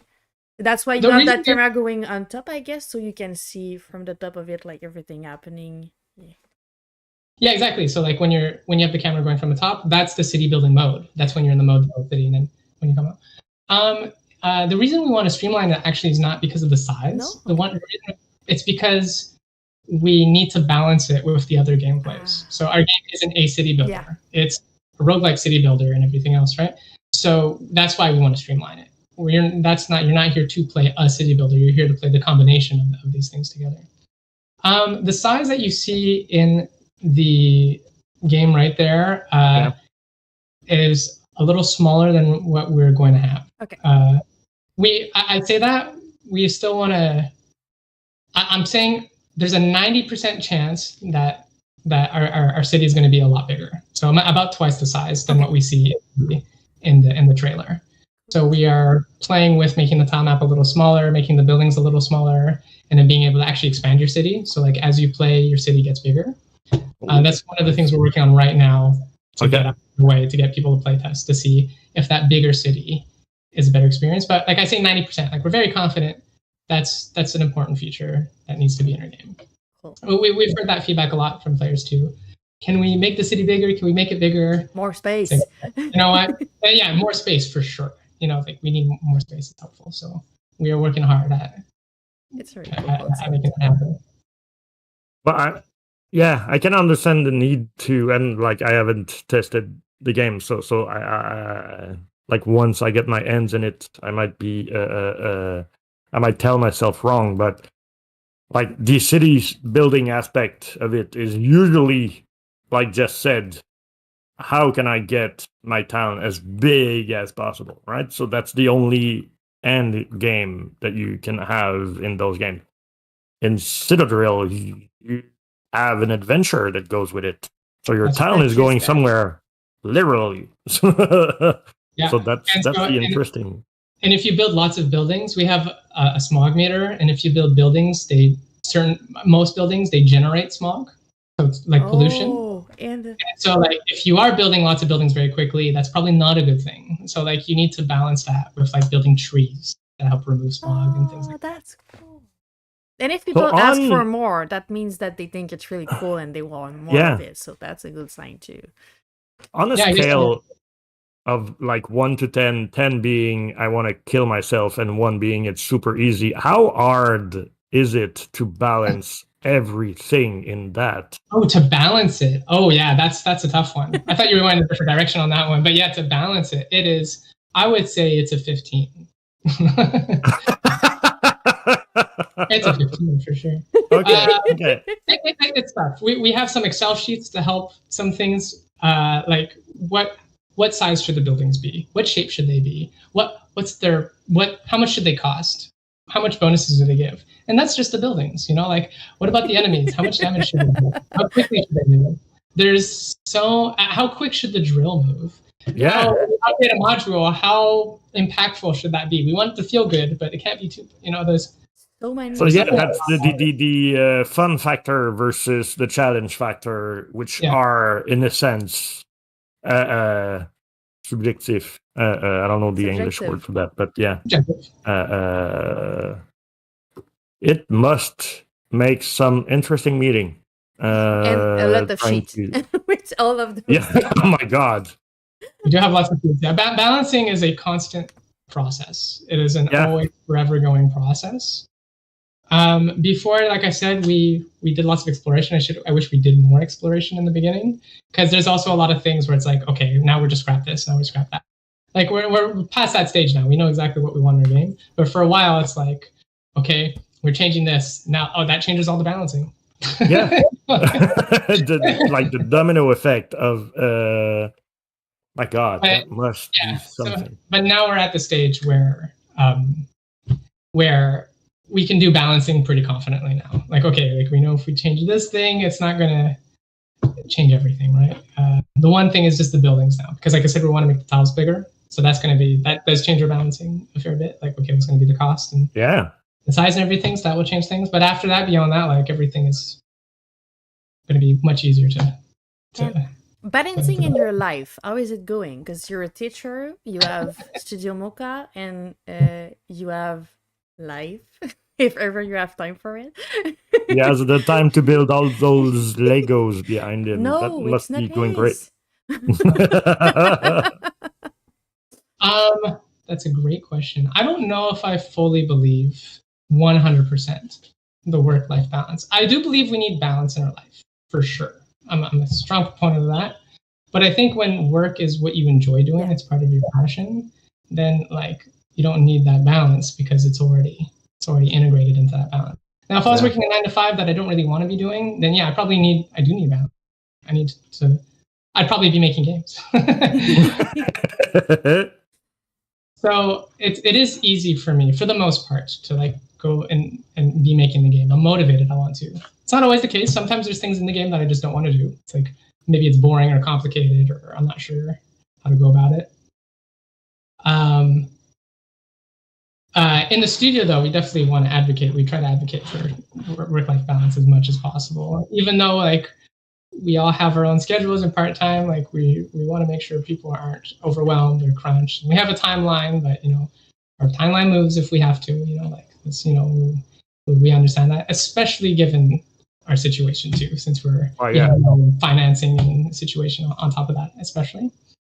For me, okay, I was about to go on a different subject there. But go ahead. For me, it's really important that everybody on the team is getting value from the project now, and not just when the project finishes.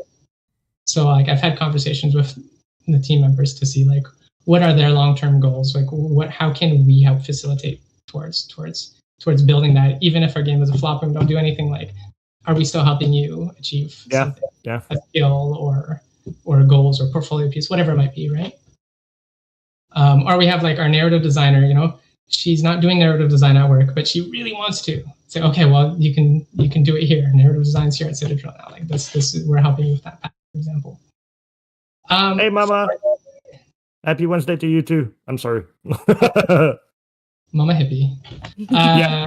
She's a super nice streamer. If you want like to have witness the I call it cozy chaos. It's a weird Cozy chaos. undescribable vibe on her stream. So We're doing yeah. great. Hope you too.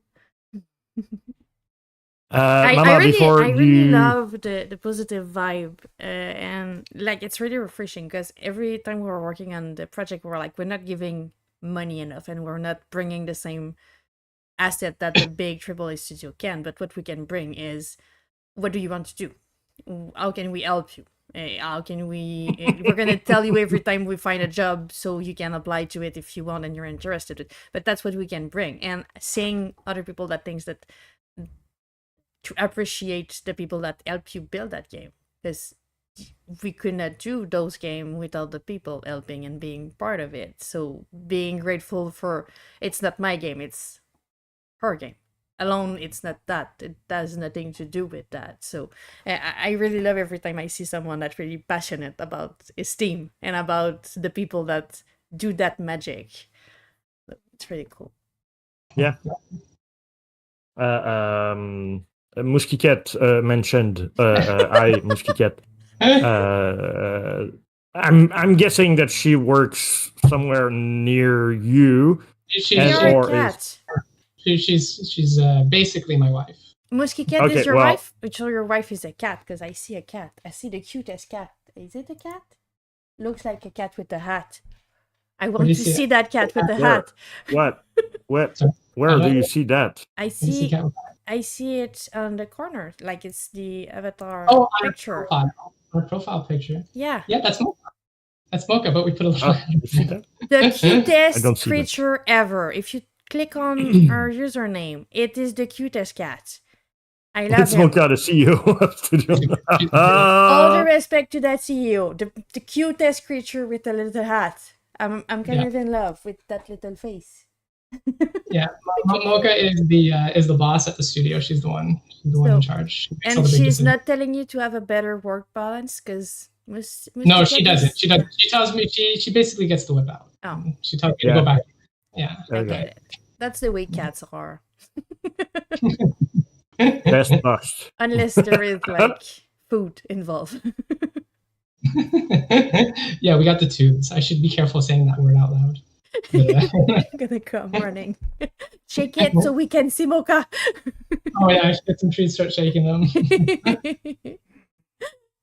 Yeah, so what she said, Muskiket, was about the fact that she found it funny, speaking of work-life balance, because from what I understand, from her point of view, you work all the time. Yes. So you're not wrong. I'm working all the time.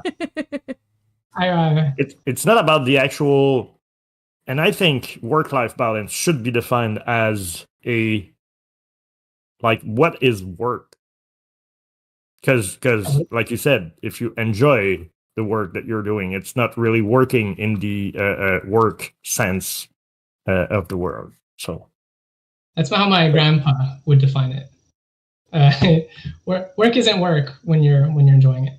Yeah, there you go. Love what you do, or do what you love, and you won't work a day in your life. He said no way. Like, work is when you're doing something when you'd rather be doing something else. Yeah. There you go. Yeah. Yep, definitely. But she's right. I'm working all the time. I work during the week. I work on the weekends. This is my life. But I'm happy with that. Like, I'm obsessed in a good way. You know? In a good way. If it's healthy, it's fine. Yeah, there we go. All right. So now, because we're nearing the 3-hour mark, I think I need to go on with my deep question. The biggest of them all. I hope you're ready. All right, JP. Usually, please stay seated. Wait, Anto. See? It's Muskiket that does the Lego.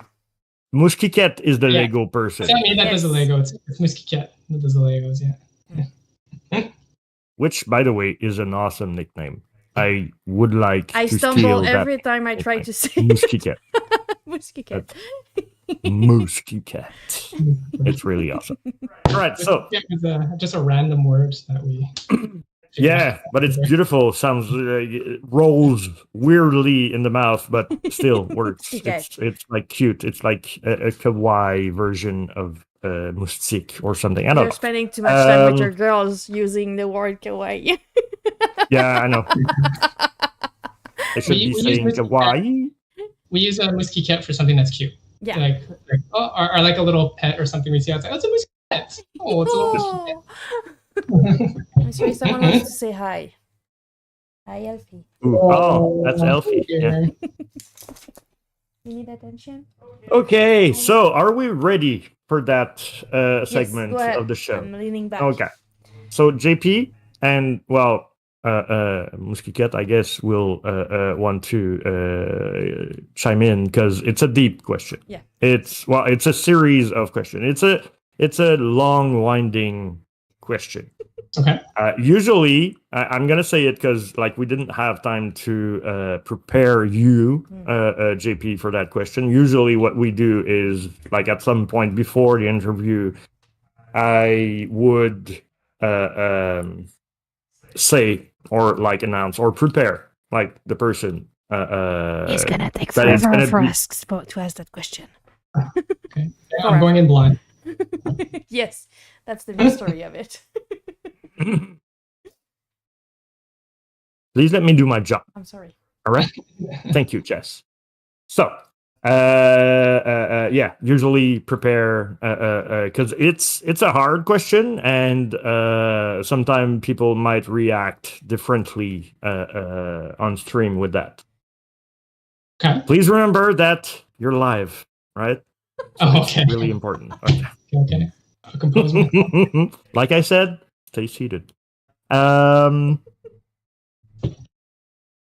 You've had I don't know how many years of life up to this point. During those years, you've had experience, good and bad. There was probably sweat, love, anger, a bunch of emotion and stuff in it. So if you take all of that, all of those experiences, you put them in a box. Now you take that box, you put it on the side, and then you answer that question. Please tell us, what are your top 3 games of all time? Oh, it's fine. That's a killer. You really should have prepped me for this. I'm really sorry. I know. Please stay seated. Top 3, huh? They don't have to be in the right order. They can just be 3, and there can be a 4th one. Yeah. Okay. Yeah. Okay. Well, I'm going to start with one that I'm going to give you 2, but I'm going to put it as 1. Okay. And it's going to be Fallout 3 and Fallout New Vegas. Put them as one of my favorites. Good choice. I've put countless hours, but I just love the role playing in the game, and it's just not quite as good as Fallout 4 for the role playing. So it was definitely those 2 that I prefer. Hold on, I'm gonna stop you because my Fallout brain is just ringing with one question. If you had to choose between the 3rd one and New Vegas, which one would you play? It would probably. I think it depends. If I had to choose one for the rest of my life, it would be New Vegas. If it would be what do I want to play now, it would be Fallout 3. But so that's you never have the right to play another Fallout, but that one needs to happen after you replay the 3rd one, so you can. Yeah. I play the 3rd one now, and then only New Vegas for the rest of my life. Okay, cool. All right. Yeah. Game number 2. There's so many. I'm going to go with the game I've been replaying again recently, which is XCOM 2. Huge fan. I love like these party-based strategy games. One of my favorite games, I'm not going to put this in my favorite list, but one of my favorite games growing up was Final Fantasy Tactics Advanced. So it's like a party game team. We are now best friend, GP. We are now best. Okay. There's no one knows about that game. No one. Oh, I've played that one to death. I played it twice. I can recite you the first line of like the first battle, which like they try to explain to you how the game works, and it's like so boring, and it's a job. You just need to get through to get to the actual game. Every time you start a new game, Musky cat. We have all the secrets. All the secrets. They're all coming out. Yeah. My most recent XCOM. No, so I'm playing XCOM again, right? XCOM 2. I'm getting into it, and I've been naming. You can name all your soldiers for people who don't know. Yeah. And then, so I've been naming them, and as much as I can, making them appear as if WWE wrestlers. So you got like The Undertaker. You got CM Punk. You got The Rock. The Rock. Yeah. The Rock is actually my best one. He's my best guy.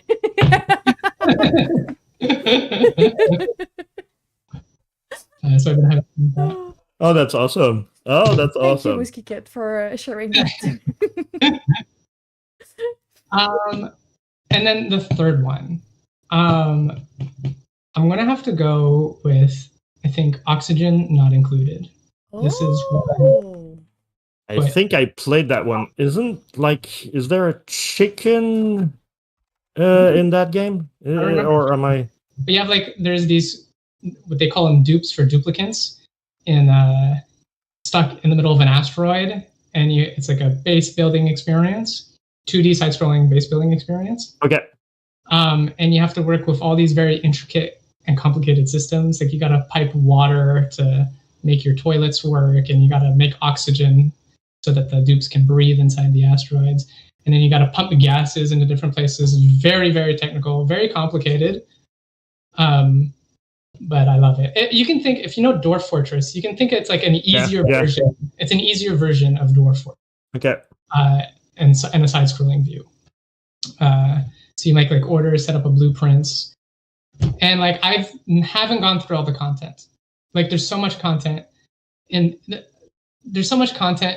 the game, but even then, it's not that there's so much content that I didn't go through the content. It's just complicated, and I always restart, and I always enjoy restart, and I've put maybe 1,000 hours in the game. Oh yeah. I'd probably be embarrassed to find it on Steam and see. I could probably find out right now. Just Oxygen Not Included. No, it is. Okay, not 1,000, not 1,000. I was exaggerating, but it's still a lot. I'm gonna share the link so people can take a look. 385 hours according to Steam. Wow. And despite that much time played, I still haven't gone through all the things. But I love it. I really enjoy it. Murray, Musky Cat, but I guess you know her, Murray. She calls me Jeff Bezos when I'm playing. I'm being Jeff Bezos. I'm ordering my dupes around. Go to work. Do your thing. It's a Jeff Bezos. I love that. I have a tiny question before we end, because usually I do ask it at the beginning of everything, but that did not happen because we stumbled onto something, I don't know. Our trick. But yeah, probably. What's the first game you remember playing? Oh yeah, that's a good one. Oh, the first one. That's yours. It's your question. Yeah, well, that's why it's good. Okay, that's why I played it young, right? I had the original Game Boy, but I think it was even before then that I think I played. It's like I'm young and the memories are loose. Yeah. It's not necessarily the first one you played, but the first one you remember. The one that playing, yeah. It's like video game for you started with that. Okay, I think the one I started with is, I can't remember the name. I think it was on the Sega Genesis, if I remember. That's the console. Okay. And it was this. Oh man, I wouldn't even know how to start explaining it. It's vague and cloudy in my brain. It's there's this character that floats around and moves around. It's 3D, and you have these rings. It's on the Sega Genesis. It's Sonic. It's not Sonic. Oh man. I think Sonic would have been easy to remember. Oh, I mean, if you move in 3D and there are rings, it's the mini game of Sonic 3. Like you need to jump. It could be. I have no idea what the name is. I don't remember what it is at all. Because I was like, I might have been like 4 or something. You were like small, yeah? small, Okay, small. all right. Like when I was playing this game. So I'd have to look it up. I can give you a better one that's just clear in my mind, and it's Batman on the Game Boy. So like the. Oh my god! It's Game Boy. I like it. 3D game, rings. Oh, it's a Sega, Genesis. I'm looking. I also had Earthworm Jim. That I'm looking at this list here. Earthworm Jim was one I played too. Oh yeah. A lot of Montreal people worked on that game. Story wise, it's a Montreal game. It's a Quebec game. Sure. I have to look at this. No.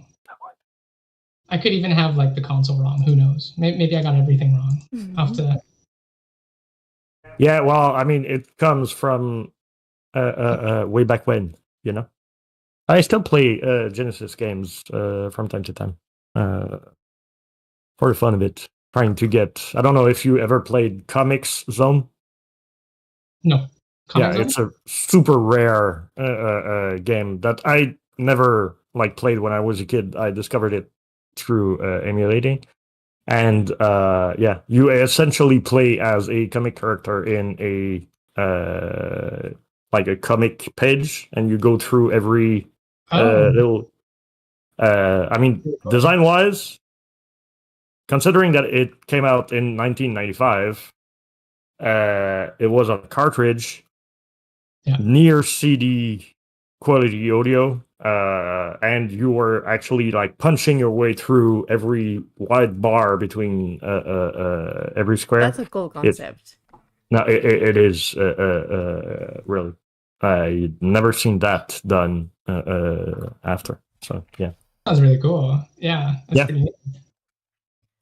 Is it the time where we're gonna let you free and go? I think it is. We're right on the middle. It's 3. Yeah, we did. Yeah. Thank you, Mama. I hope that you have a nice end of the /stream. She just started her stream. Where are we going today? I would suggest, do you, EP, have any Twitch streamer where you want us to land in? Would you have any suggestions? I'm the worst person to ask about this. I'm not much of a. Cool. We can asking see Graham if we don't have anyone. Yeah, Grim is live right now. Yeah, I think I'm gonna go. So we're going to the UK. Yes, we're gonna do that. We're rating. Is that what we're doing? Yeah, we're gonna rate and we're gonna then we're gonna kill the stream. So okay. So how it's gonna work, right? Yeah. Okay. We're right. Explain how my brain doesn't work. And Jess cannot be attentive to anything else conversation-wise. My brain is not able to have multiple conversations. So we're gonna rate, and then I'm gonna answer the content creator Grim in that case that we rate. But then you're gonna be there. But I'm not gonna be able to say goodbye because I'm gonna be confused. So Antoine is gonna take care of you. But thank you so much for talking with us. We can say bye preemptively. It's a little sad. Yes, it's a goodbye before, and you are more than welcome to come back to talk about your game when it's gonna be released. If you want to come chat and talk about how it went, you're more than welcome. So don't hesitate if you want to poke us for that when it's gonna be done, whenever it is. May it be fall or next winter. It's fine too. If you enjoyed yourself. I sure did. I had lots of fun. This was really fun. Thank you. Well, that was an absolute pleasure. Yes, I would like to do one on the technical side. I've got so many questions. I might end up on your Discord and take way too much of your time. Please do. That motivates the team. It's nice. Well, that's really awesome. You've got a great project, yes. GP and team. Musky Cat is being very patient with you, from what I understand. She can do Legos good when on he's you. doing that, so everyone's happy. Yeah, there we go. Everyone's happy. Awesome. So I'm sending that raid. So did I? Yes, I made it. So thank you so much, everyone, for being there. And yes, join the Discord and wishlist the game upstairs. And if you don't see my link, the Discord link is also on the Steam page. So reason more to go there. Thank you so much, everyone. Have a Thank you, great rest Kenny. of your day. Take care. Bye. Bye-bye. And We missed it. It was not timed this time.